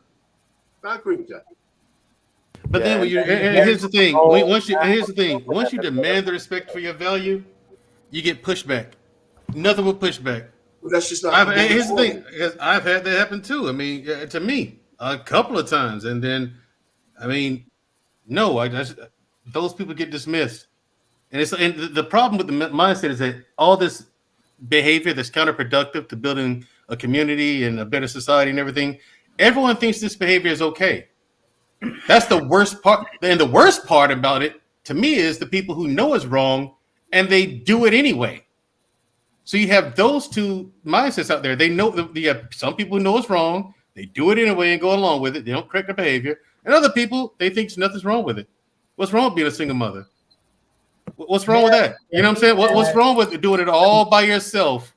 You know what I'm saying? What's wrong with not wanting this kid to have a father figure? What's wrong with these things? I mean, and then when you explain it to them, they don't correct the behavior. They don't do anything to correct it. Evidence that shows why it's wrong. I mean, how much data do you really need to know why it's not a feasible thing to do? I mean, that's what I'm saying. It's not like there's no receipts to show single mothers getting their ass kicked, especially black ones. They're the most evicted. They got their most in debt. They got all of this kind of stuff. They got most with trauma. Everybody thinks they're an outlier. If a woman's asking, why should I be a single mother over having a man in her life, or married, or even common law? How can just receipts all over the place? Mr. Payne, everybody. Yeah, go ahead. Payne, everybody thinks they're an outlier. They think they're gonna be the exception to the rule. That's a everybody fact. thinks they special. I tell women all the time, all y'all between a 3 and a 5. I don't know who told you you was lit, you not. Everybody, most people are average, but they don't want to believe it. So they think they're gonna conquer the world without a man, and then they up Shit's Creek at 40. You feel me? This is why you must allow their belief system to be destroyed. No, you know what? You know what's crazy? It's like when bro came up and he started talking about the projects and what happened. I usually cringe when people do that because I be thinking they be going the wrong route and depending on the crowd. But Mandrell made me realize he needed to do it because Mandrell said, "Well, back then we had the excuse, but now we don't have the excuse anymore, right?" And it's just like I know you're better than this, right? And so here's my question: when did the prison industrial complex end? This is a genuine question. I'm not being facetious. It didn't. Okay. Let's just pretend, right, just for the sake of the conversation, that it ended, let's just say 20 years ago.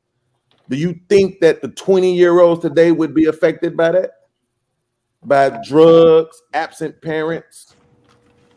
No, absolutely. By drugs and absent parents, of course, they'd be affected.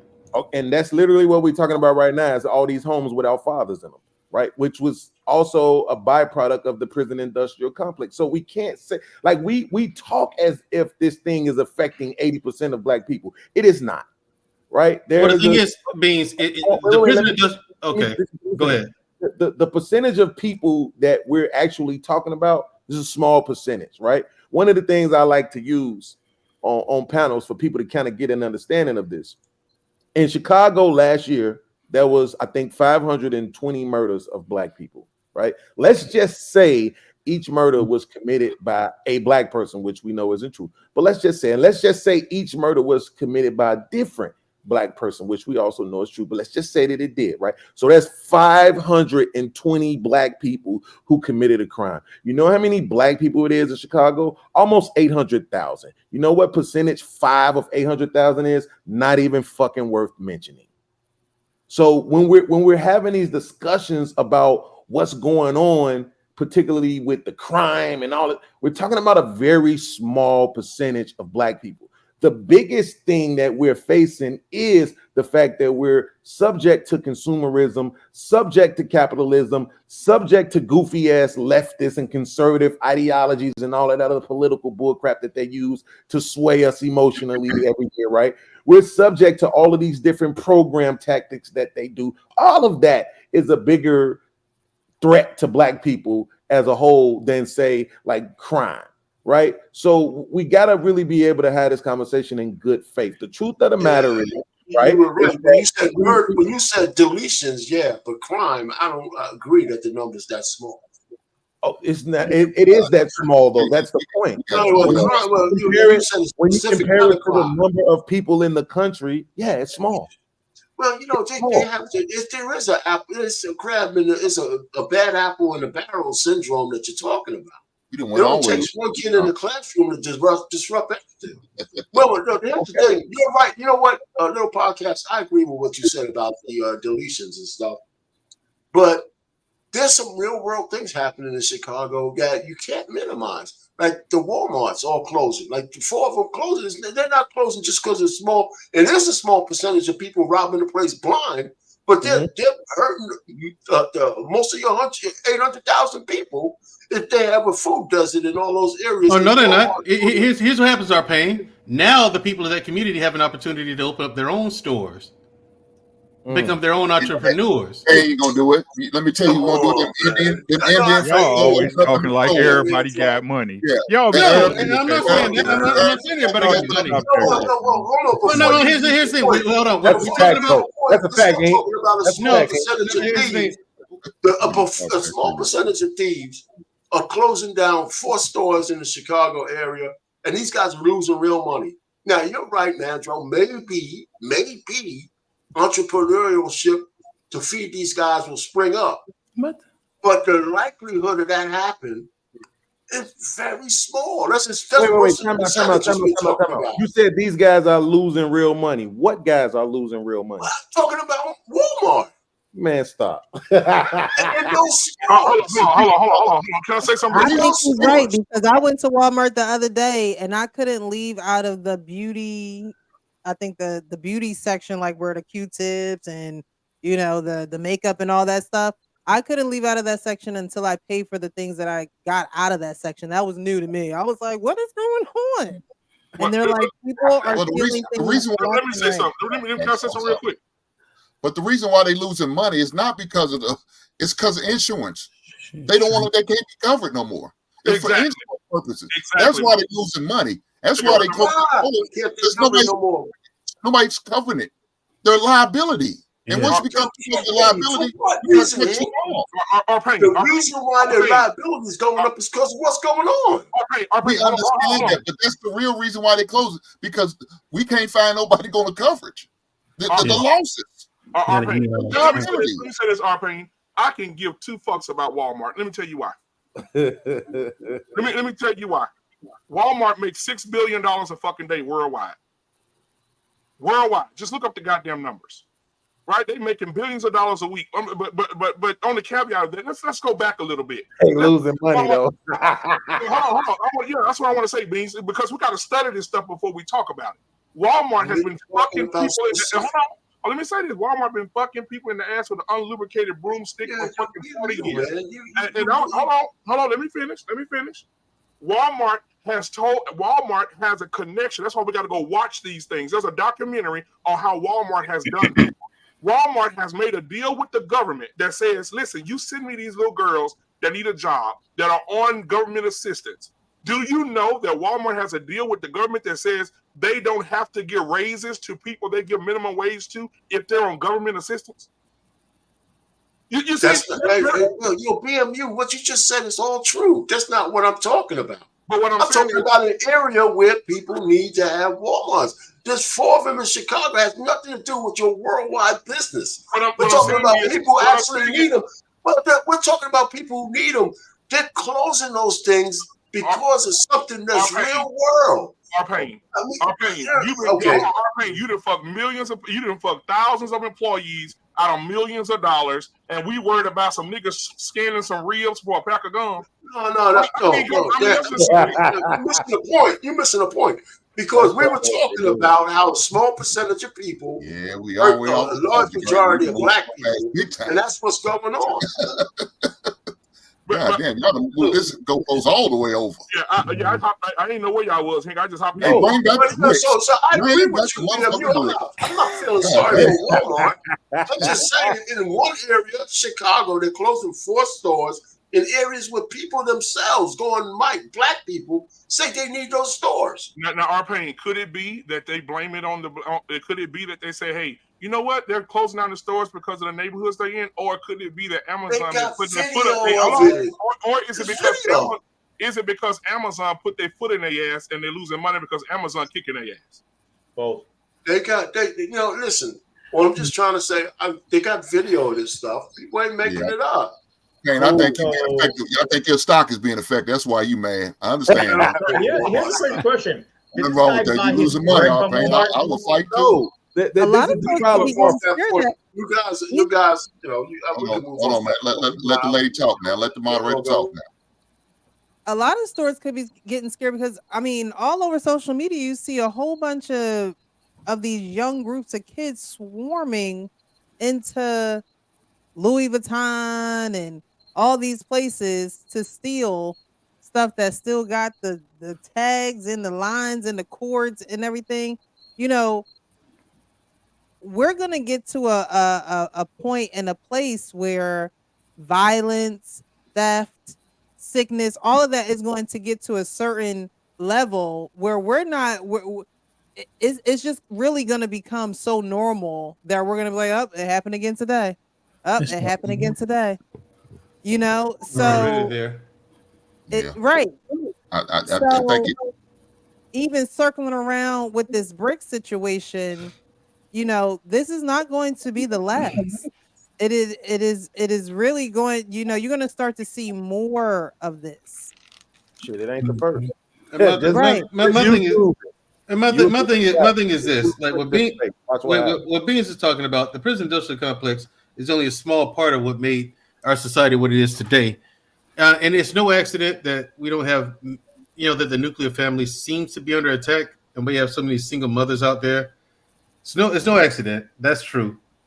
But again, what makes it so difficult is that it's going to take people with the willpower to change it. We're going to have to take it upon ourselves to do something about it.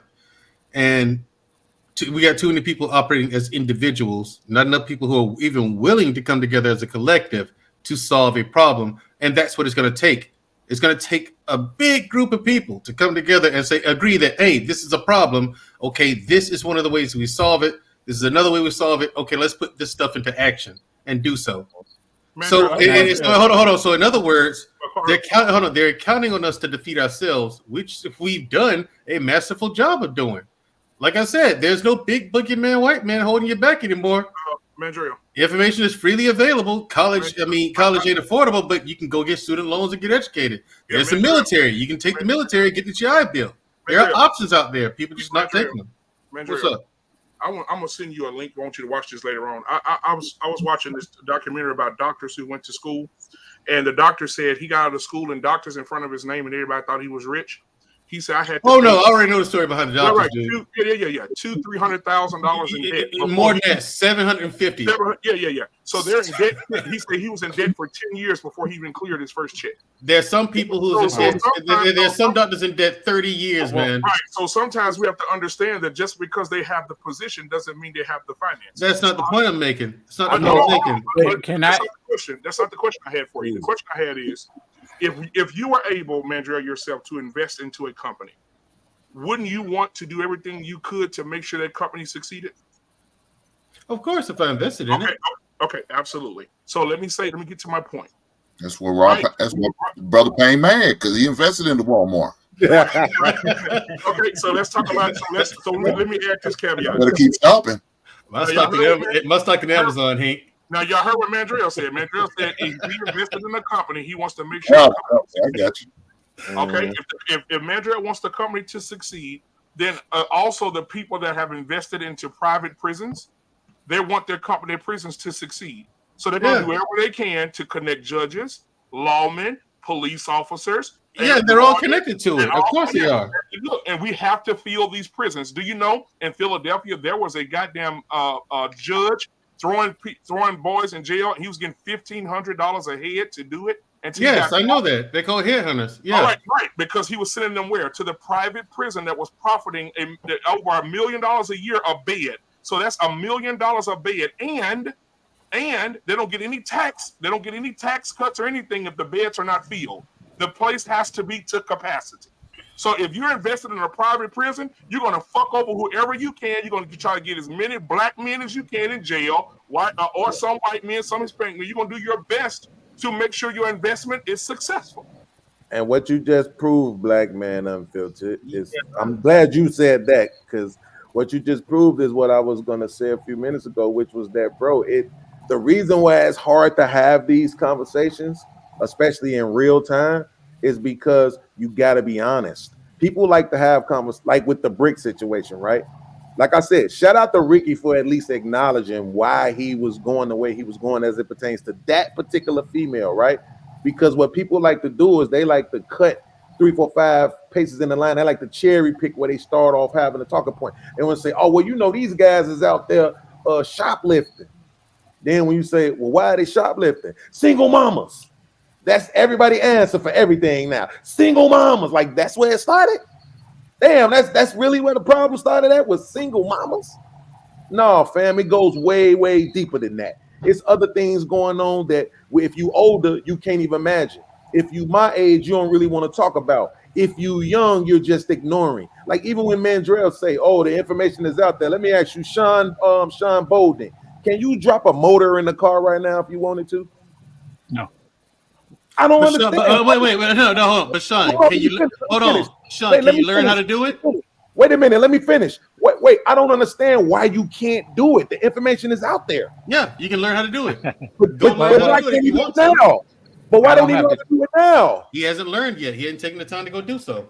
Sean got hands. Sean's got hands, and so he ain't doing nothing like that. This is why we call him Peacock. I'm just saying, the argument that the information out there is you made a valid point, and I agree. And I was going to ask you this, man, Drill. You made a couple of points. You made a couple of points. One, you did say it doesn't take a lot of people to unify, but it does take unification for us to have success. But to the point that you was making about education and military, what educated military people you know who are billionaires? Oh my God. Billionaires? Billionaires. I ain't say millionaires. Billionaires. Yes. Oh. Name one. I don't know no billionaires who military billionaires.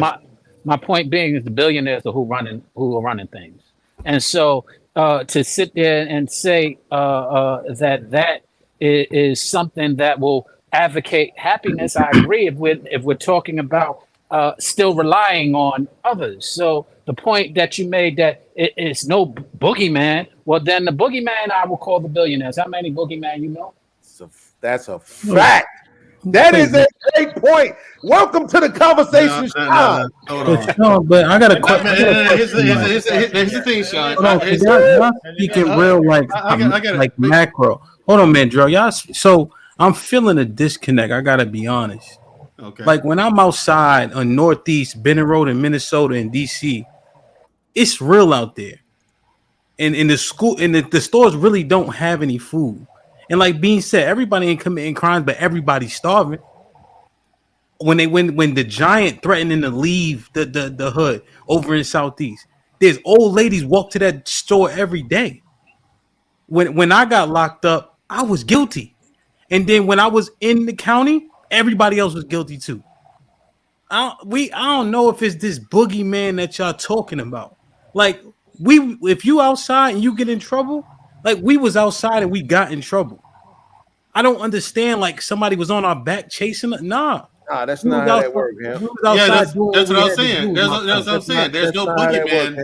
You know, people like to blame the system and the white man and this, and so. All right, but that's not stopping you from living a decent life.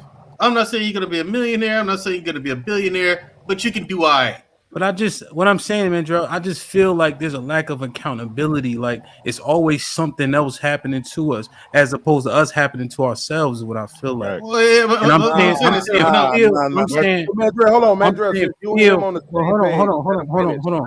Hold on, B. I'm saying feel, right? Because I really don't like to lead with that. But this is just anecdotal, right? Just to be clear, why I'm using that word feel in the first place. Yeah. Go ahead, Beans. What I'm saying is this, bro. This is why I made the point earlier, bro. And I'm just going to assume that people just weren't listening because they don't like me. But the percentage of people that we're talking about is a very small percentage. You said that. Right. So that's the point. Like, bro, okay, let me ask you this. So a couple buys a house, and every day I'm pumping, what's the shit that the metal detector, the smoke detector, not the smoke detector, but the other detector. Yeah, the carbon dioxide. Carbon dioxide. Every day I'm pumping that into the house. Mm-hmm. The family eventually dies. Do you blame the people who bought the house, or do you blame me for pumping the shit into the house? Come on. Who you blaming, dog? I'm asking in real time, bro. Who you blaming? Them for buying the house or me for pumping the shit into the house? You for pumping the shit into the house. Okay, then. So keep that in mind when you're talking about the black people who are still suffering from what was done to us. Again, it's a small percentage because the majority of us have begun to overcome. The average black man in America makes $45K. That's $8,000 less than the average white man. In 1960, the average black man made $9,900 a year. The average white man made $17,000, $8,000 less than the average white man. We ain't lost no steps. We kept right up with what's been going on. Mm-hmm. So we need to stop trying to make it seem like this is all, or not even all, but the majority of black people, because it's not. It's a small percentage of black people who are still affected gravely by the things that was done to black people. And this is exactly why they don't listen to niggas, because niggas want to keep acting like it ain't real. It ain't what happened. That's what I'm saying. If you know cats right now, 20 years old, they didn't have their father. Their father was in jail.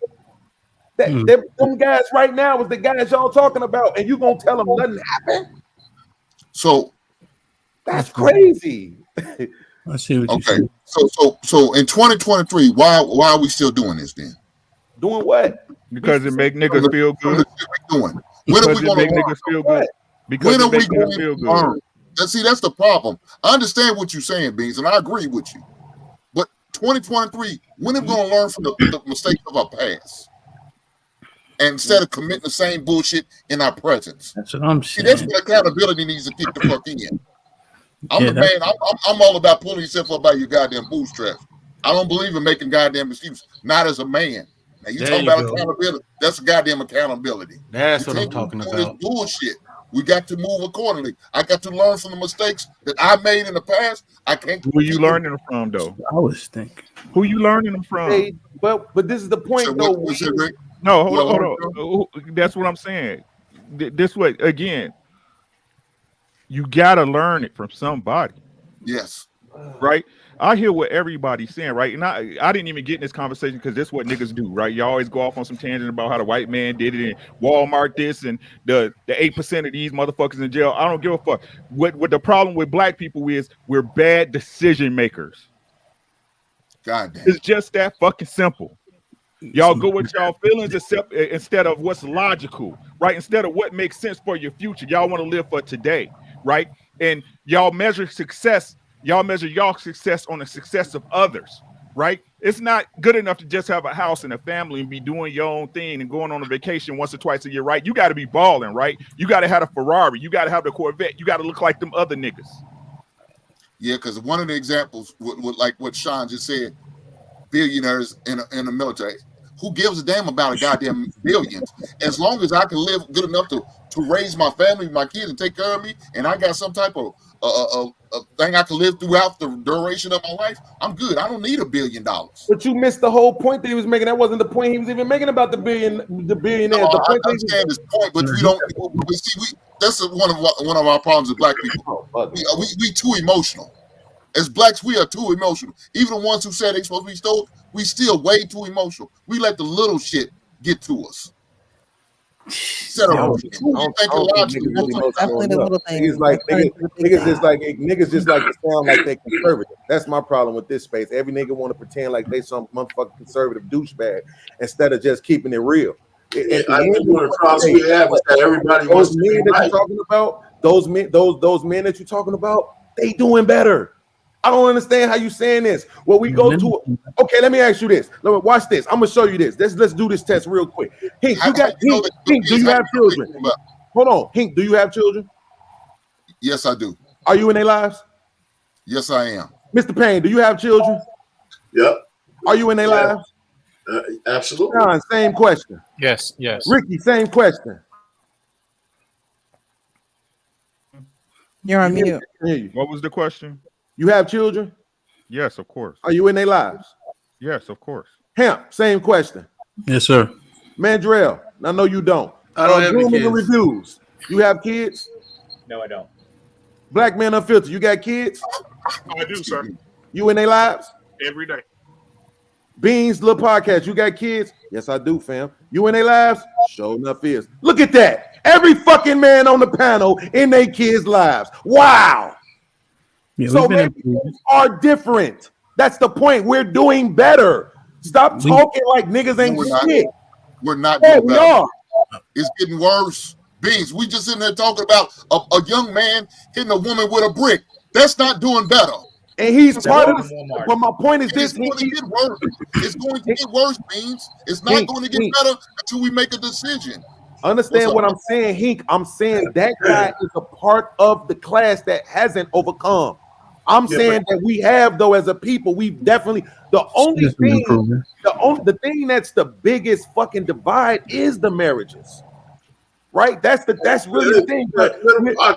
Our women are making more money and more educated. The brothers are making more money and starting more businesses. Even the women are starting more businesses. We doing better. We just ain't doing better on the family side of the game. We doing better as individuals. Okay, it is. Okay, Hink, I'm rocking with you on that. But when Mr. Payne was making that same argument, we made it seem like it wasn't. What I'm saying is, I agree with Mr. Payne. I'm sorry, you're right. Nobody said that. Nobody gave Mr. Payne. You're right. I agree with Mr. Payne. Sean was saying. Let me tell you this. One of the things that you're really hitting on is that we have a class divide in the black community, and the divide impacts us all. It just does. I mean, we could talk about minimals who are criminals and this and that, but we certainly have a class divide, and whether everybody's going to come and move forward or not, we certainly have too many black people, actually, well-to-do, like you said, who are still into the victim Olympics. That's why we keep voting Democrat, and you know, looking for handouts, looking for those broken promises. You know, because we are not, and the propaganda machine is what's really against us, because we don't focus on the majority of us who are actually moving forward. If you talk to even well-to-do, I don't know who's in your circle, but all the six-figure men in my circle, every time I get one of those guys starting to talk about the white man, I get really upset. I said, you're doing better than, you're making 5 times more than the average white man. You can say you're being oppressed. And then they go through all of this kind of mechanisms and shit. And I'm saying we have a classified that we can't really move forward into a jet stream, you know, of having, not me, having families, creating things, and then taking over the institutions we need to take over to make to move forward as a group, as of African Americans, if we consider ourselves that. It's clear that when you have so many people, and this, I think it's statistically significant, this minimization that we're doing of people in the inner cities living in lives of quiet desperation because all the crime around them, it holds people back. And that's why every one of us who can make a little bit of money, the first thing we do is get the hell out of there, you know? And so I'm just saying, so I don't disagree with anybody else saying, you know, so go ahead, DMU. I want to ask you a question, because you And said, after that, I do want to play a video of one of the bystanders that were actually there. And then after that video, we're gonna get out of here. I had a couple more videos, but I'll save that for next Monday. I didn't realize that this topic was gonna take up so much time. But I do have a video of one of the bystanders. I haven't seen it yet. It was just sent to me, so I don't even know what he's gonna say. But I do wanna address that, and then we can get out of here. So was it Black Man Unfiltered who had a question, or RP? You have a question. So when you said that, well, people are voting for Democrats for a handout. Let me give an insight on that. So, Arpain, what's the difference between a pork chop and bacon? I know they're both pork. And they're both what for you? They're both bad, but if you're hold on a second. Hold on. Well, you know, they're both pork. Okay, get to the point. The Republicans are pork chops. I'm not saying we should vote for Republicans. So that's where I knew you was going. I'm not making a case for Republicans. Right. I'm not. So I can't argue with the point you're trying to. I'm not making a case for Republicans. But you said, why did you bring up Democrats and black people? Because I am making a case against Democrats. They haven't done shit for us. And that doesn't mean I don't believe one of the biggest glitches and mistakes we make is that being a conservative means you have to be a Republican. I don't agree with that. They don't vote for the Democrats. Great time to go to the video. Let's go to the video. I'm sorry, let's go to the video. I'm not advocating for Republicans. I want y'all all to be on a political party. I'm a GDI. I'm a GDI, and I hope y'all all can. Party. Okay, here we go. Bystander who witnessed the woman get hit with the bricks. There that did not help her when she was getting hit with the brick, right? I feel like people need to know the whole story before they start commenting and say things they don't understand or they don't know. You guys don't even remember who you guys are trying to defend, who you guys are trying to speak up for. This is the same woman that was going around smacking white people in the streets. She's not innocent. She was actually taunting the guy to hit her. Why would I go defend somebody that's actually looking for trouble? This woman, she is literally a troublemaker. Everybody that knows her in our community knows she's a troublemaker. I'm not going to risk my life over somebody that's actually out there looking for trouble. If you go on social media, online, you're going to see some of her antic videos, taunting people, looking for a reaction. Well, she got what she been looking for, and you guys are giving her the attention that she was actually seeking for. Amen, brother. Okay, I don't trust. No. One thing. I don't trust him as a hold on. I'll say this. One thing has nothing to do with the other. Yeah, I don't care. Listen, that woman ain't put hands on you. You still don't hit that chick in the face with a brick. That brick was too much. I don't care who you are. Hey man, Drill, it don't matter. I don't trust him as a source. First of all, this nigga got a list. This nigga don't pronounce words right. She was taunting. She was taunting him to hit her. He was taunting him. Yeah, the thing is, right in talking about her old videos, nigga. How you know? Get your man. Again, I said it earlier. I'm gonna say it again. Mandrill, you don't give a shit about the men. Men can take that ass whooping all they want. No, don't put that on me. Don't put that on me now, Hank. Exactly. No. The thing is, I expect better from men. I expect better from us. Hey, Mandrill, I do. No. Here's the thing. Just because you hold on, just because you got low standards, okay, don't mean I got to have them. You see the way your boy's waffling? You got all this expectation. Just because you got low standards don't mean I got to. That like a windshield wiper. No, the brick was too much. I don't care. He can say what he wants to say. Him and chicken with a brick, that's too much, dude. You got all this expectation from men, but if they play the damn thing in reverse and a woman hit a man in the face with the brick, it's a joke. No, it's not a joke. It's a I joke. just said no. Here's the thing. Hold on. Hank gave me that scenario earlier. I said if that woman jumps on you and starts. No, I didn't. Listen, you asked me, was I gonna come help you? You're a grown man, Hank. Get it off for yourself. You said you lied first, Mandrill. No. What I'm saying, no. I also said if a woman jumps on a man, take his tail. Nope. If you also, hold on, let me finish so you can understand me. I also said that if a woman's hitting on you and you feel the need to defend yourself, defend yourself. Yes, that's self-defense. Like that video you played the other night, Black Man Unfiltered. I said that's clearly self-defense. He should have waxed the floor with that big chick. Okay? Now am I going to come help you? Now you're a grown-ass man and that's a woman. Nothing to help you fight a woman. If you're too weak to beat a woman, fuck you then. Go get good. Go get good. Go to the gym. Go to the gym. Go to the gym and get good. Hold on, man. Hold on. You're a grown man and you're too weak to beat a woman. Stop it. I'm supposed to help you. No. Hold on 1 second, man. This is my take. Hold on real quick. Hold on, Ekene. Hold on 1 second. Hink, Precious, super dope show. Super dope panel. Everybody up here was fire tonight, bro. Like, this is what's up, Hank. Thanks for creating. I should have been. Thank y'all, man. I appreciate y'all. I should have been. We might go for another 20 minutes. Real precious. I got to say this. It's all good. It's all good. Hank, you bring the people. Major, I do have a question for you. This is what I got to say, right? This is what I got to say. Right, I'm bringing the fuck. One thing that pisses me off is this, right? One thing that I don't like in the society today is this: when a man approaches another man with a physical violence, hand to hand, the man pulls out a gun. That is a bitch move. That is a bitch move. I agree. If a woman slaps you and you have to slap her back with a brick, that's a bitch ass move. It is a bitch ass move. Thank you. You don't hit that one with a brick. Come on, that's too much. The brick was too much, man. Come on, fellas. All I'm saying, fellas, the brick was too much. John.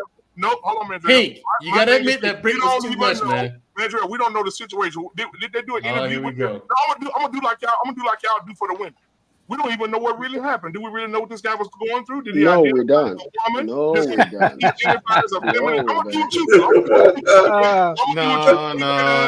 No. Wait. You don't hit a woman. I got a better one. I got a better one. Black man, I got a better one. Suppose the man was a transgender. Yeah, what if he's transgender? He's a woman. Now what? Now what? What are we gonna do now? That woman is come on. He's no. My thing is a bitch ass man. I can see it. Right. It's a brick. Stop. What's up? If his birth certificate said it was a man, he's a bitch ass man. What if the woman was intimidating to the transgender guy? We don't. That's the point. The brick was too much, dude. Come on. I don't care. You hit in the face with a brick, dude. Come on. Mandrill, let me ask you this. Seriously, let me ask you this. Mandrill, let me ask you this. Man to man, we're having a fight, right? Okay, we have a fight. And you have a brick in your hand. I'm only going according to the last video. And I'm like, yo, then hit me with the brick. Hit me with the brick then. Hit me with the brick. And you hit me with the brick. Where do I stand? Are you wrong or am I wrong? I'm wrong for hitting you with a brick. If it's fisticuffs, then it'd be fisticuffs, dude. No, but I'm saying you already had the brick. I get you, but you already. Let's say I had a pole. Oh, if you had a pole, I got a brick. I'm you had a brick, and I'm like, yo, hit me with a brick. Hit you with the brick. But I didn't swing my pole. But I didn't swing my pole. You got a weapon in your hand, bro. And I'm gonna Because get you have you a weapon first. in your hand. You are a threat. You got a weapon in your hand. I'm gonna get you first. That's so funny. You got a pole in your hand, Sean. What you expect me to do now?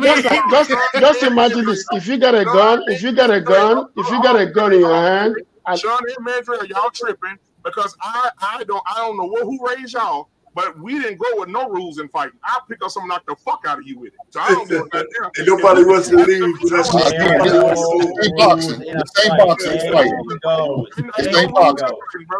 no rules in that shit. I don't give a damn. Okay, black man. It does say final thoughts on the bottom. So let's give you final thoughts. Black man, I bet you I could tell you a rule that there was. Okay, this is my final thought. Black man. Yes, final thoughts. This is my final thought. That's an American shit, okay? These hard angles go forever. Because in America, most men always are like pussy. That's why they bring weapon to fist fight. And I've seen it a lot. I'm sorry to say this, is mostly in our community. I've seen other communities, they bring fists to fist fights. But for some reason, black men always want to shoot somebody that want to fight them. Why do you have to go extreme, man? If a man is going to fight you, fight that man. That's how we were raised growing up as kids. But today, when you put your hands up to fight a man, he shoots you. What is that? He may have had gout. He may have had gout and he can't move around. His feet hurt. Shut up. Black man, that is a bitch ass nigga. Thank you. That's a bitch ass nigga. It's kind of funny to hear him say that in an accent. In accent. I know, right? It I was just like watching Michael Blackson's show too. Let me get my final thoughts. I'll give my final thoughts real quick. That's a bitch ass nigga. Final thoughts real quick. Black man, I'm good at now. We're going to live in Dallas. The final thoughts I have is, don't forget your original point for the show. I know we got derailed, but with this new information you just gave us, I don't know if I believe this last guy or not. But if he's telling the truth, I think the question remains. Was she this was part of her stick of taunting men to see what they would do? I don't know. Or I think we're going to hear a lot more about that later on. But I like the original point of the show. And if you come back next week with it, I think that'll work too. Because the nice man, good man thing probably needs to get talked about. I had a few videos for that. I think all right. So anyway, that's what I had. Thanks for letting me up. Hey, BMU, man, I didn't mean to cut you off like that, but I knew you was going. I am not a Republican, but I do hate Democrats. Yeah, if you a Democrat, you're Republican. Well, that's a Democratic Party. Let me put it to you that way. But I bet you one thing, Mr. Payne, you stripped for Democrats and Republicans when you were stripping back then. Yeah, on occasion. Okay then. Look at Precious' face. Oh man. Okay, let me land it there. Oh man. All right.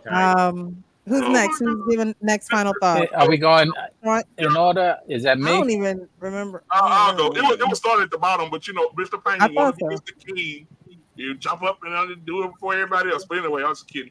So I'll say this. I do think that on both sides, I think that men, if you're in a situation where your life is threatened by anybody, I think you have the right to defend yourself.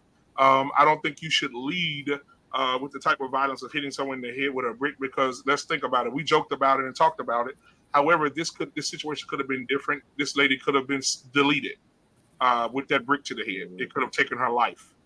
And then we'd be talking about a different situation. That lady be in a morgue.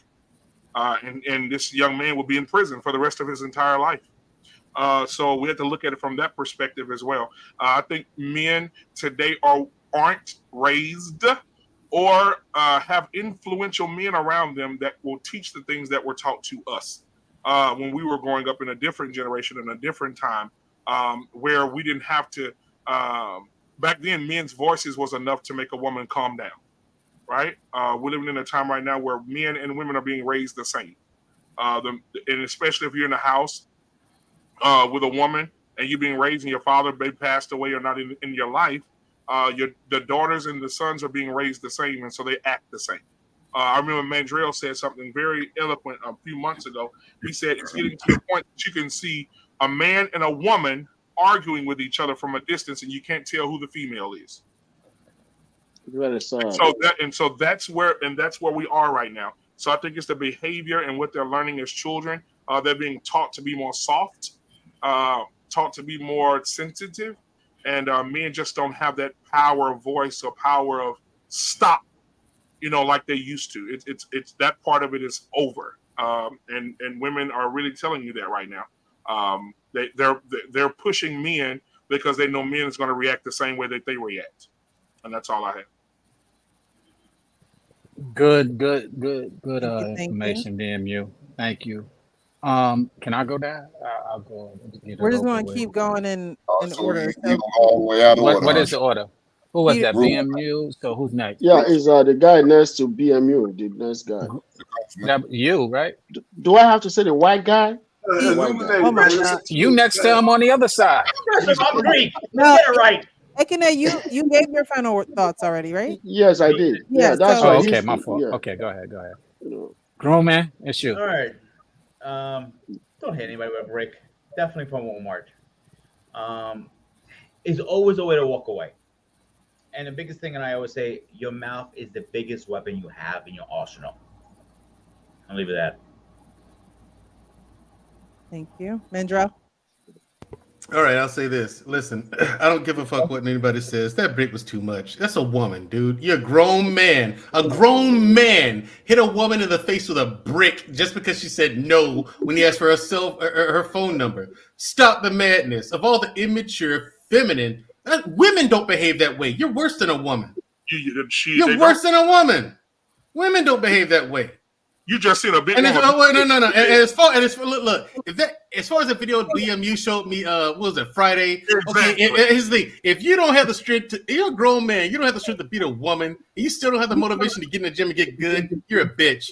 And second, but she shouldn't stay outside the house. Let the man have his final thought. Yeah. And also, listen, fellas, I expect way more from you. I do. I expect more from the men because we're supposed to be the leaders. We're supposed to be the ones who are level-headed. You can't stoop to other people's level when it's not necessary to do so. Circumstances and situations are going to dictate what options you have on the table, what decisions you make, and how you go about implementing your game plan. It is circumstantial. These issues are far more nuanced than people give them credit for. We like to talk about them in the general because that's easily digested. But it's not always that simple. But hitting that woman in the face with a brick just because she said no, that's cowardly. That's ridiculous. There's no excuse for that. That guy belongs in jail. End of story. Cut and dry. That is it. Y'all can make up all the excuses y'all want to. I don't care what the lady said to him. That's what she said. She ain't put her hands on him. And even if she did, a brick. Come on, fellas. Man, Gerald, we need to wrap it up, brother. Stop playing. I'm just saying, Precious. Thank you for having me. Shit. Thank you for having me. I appreciate it. All the time you took BME. Shut up. God damn. Thank you, Mandrell. This might be risky. No, President, yes, ma'am. Is this a new show? Like, is this the first? I just don't know. I never seen. No, we've been rocking out for a while now. Okay, God bless. I think it was awesome. It was my first experience, so I'm proud of you. Thank you. I like to take away takeaways in my final thought. One, I do want to say that I think y'all a little bit disconnected from what's happening in the world. If you think for 1 second somebody gonna put their dukes up, you're gonna get laid down. I'm telling you, you're gonna get parked where you at. These young boys are not fighting. Exactly. And I wouldn't recommend you call them a bitch because you will get popped for that too. So be careful talking that tough shit. It don't actually come to fruition like you think it does. What Ricky said was the key for me at the end. All the brothers up here are brilliant, but the bad decision making for a fact. And I use myself when I reflect and like, hell yeah, I wanted more than what I had at that time. And therefore I had to face the consequences for being greedy. So I just appreciated that. But yeah, y'all brothers are intelligent. I learned a lot. I appreciate y'all. Every Monday, come join us. Yes, Men's ma'am. panel. This is where we gain perspective from you guys. So No doubt, no doubt. thanks for And joining Ham, us. stop lying to these dudes. They all ain't intelligent. Just a lie. I mean, Hank, you know I'm not good at diplomacy. I'm trying it. I appreciate that. Yeah, not all of these guys are intelligent, man. I mean, What's your name, sir? The person that speaks the loudest is not the one that's intelligent. What's your name, sir? And the Me? one who got kicked out his own Yeah. show. Hampton is my first name. Oh, Hamp. I just want to salute you. I enjoyed your points of views. Yeah, God bless, bro. You too. Absolutely. God bless you as well. Definitely. Precious, thanks again for another union of some men, and I think that and I think that you did a great job today. We was on this subject for the whole show. Wow. And I'll say this. Yeah. Mandrell, you came in afterwards and your point was absolutely echoed, where it is extreme. The consequences were very extreme, and nobody, I think, agreed except in jest. One person, I won't say his name because he bigger than me. No, but seriously, so what I was saying is it's not about measuring the consequences. I think it's about measuring mentality and the actions.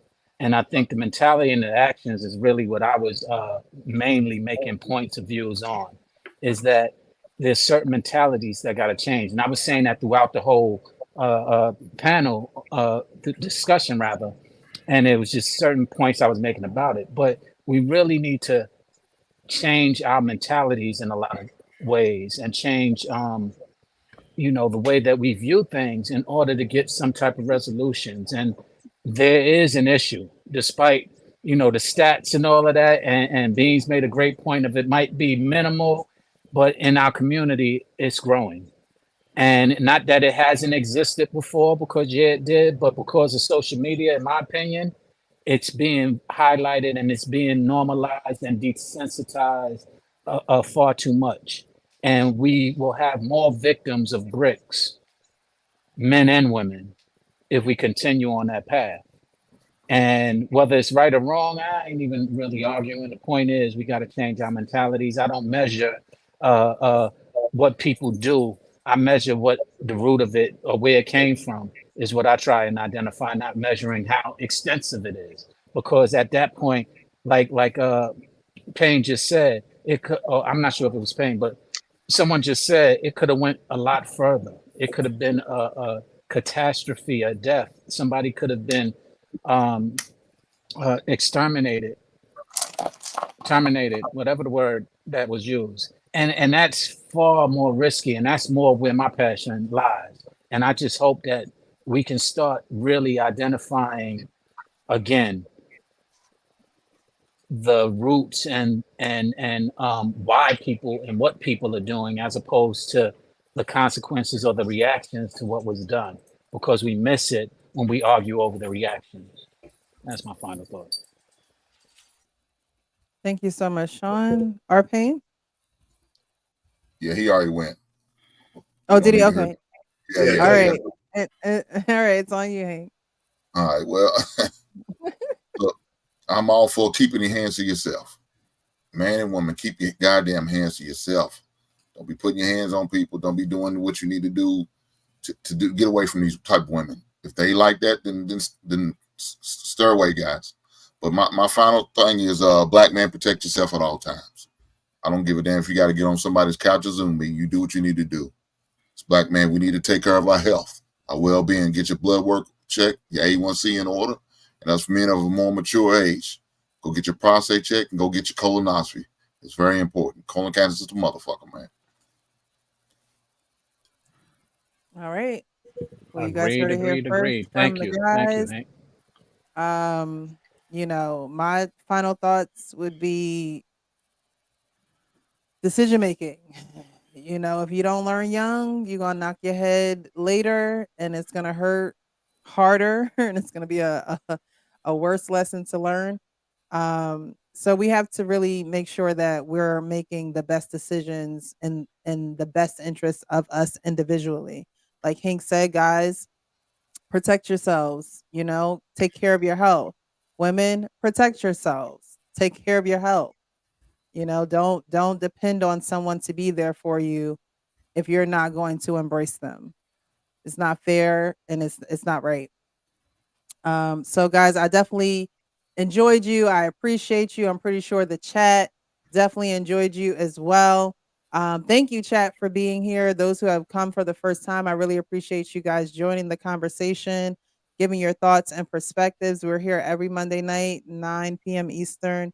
I had a lot more planned for you guys, but like they say in the church, let the spirit have its way, and that's what it did tonight.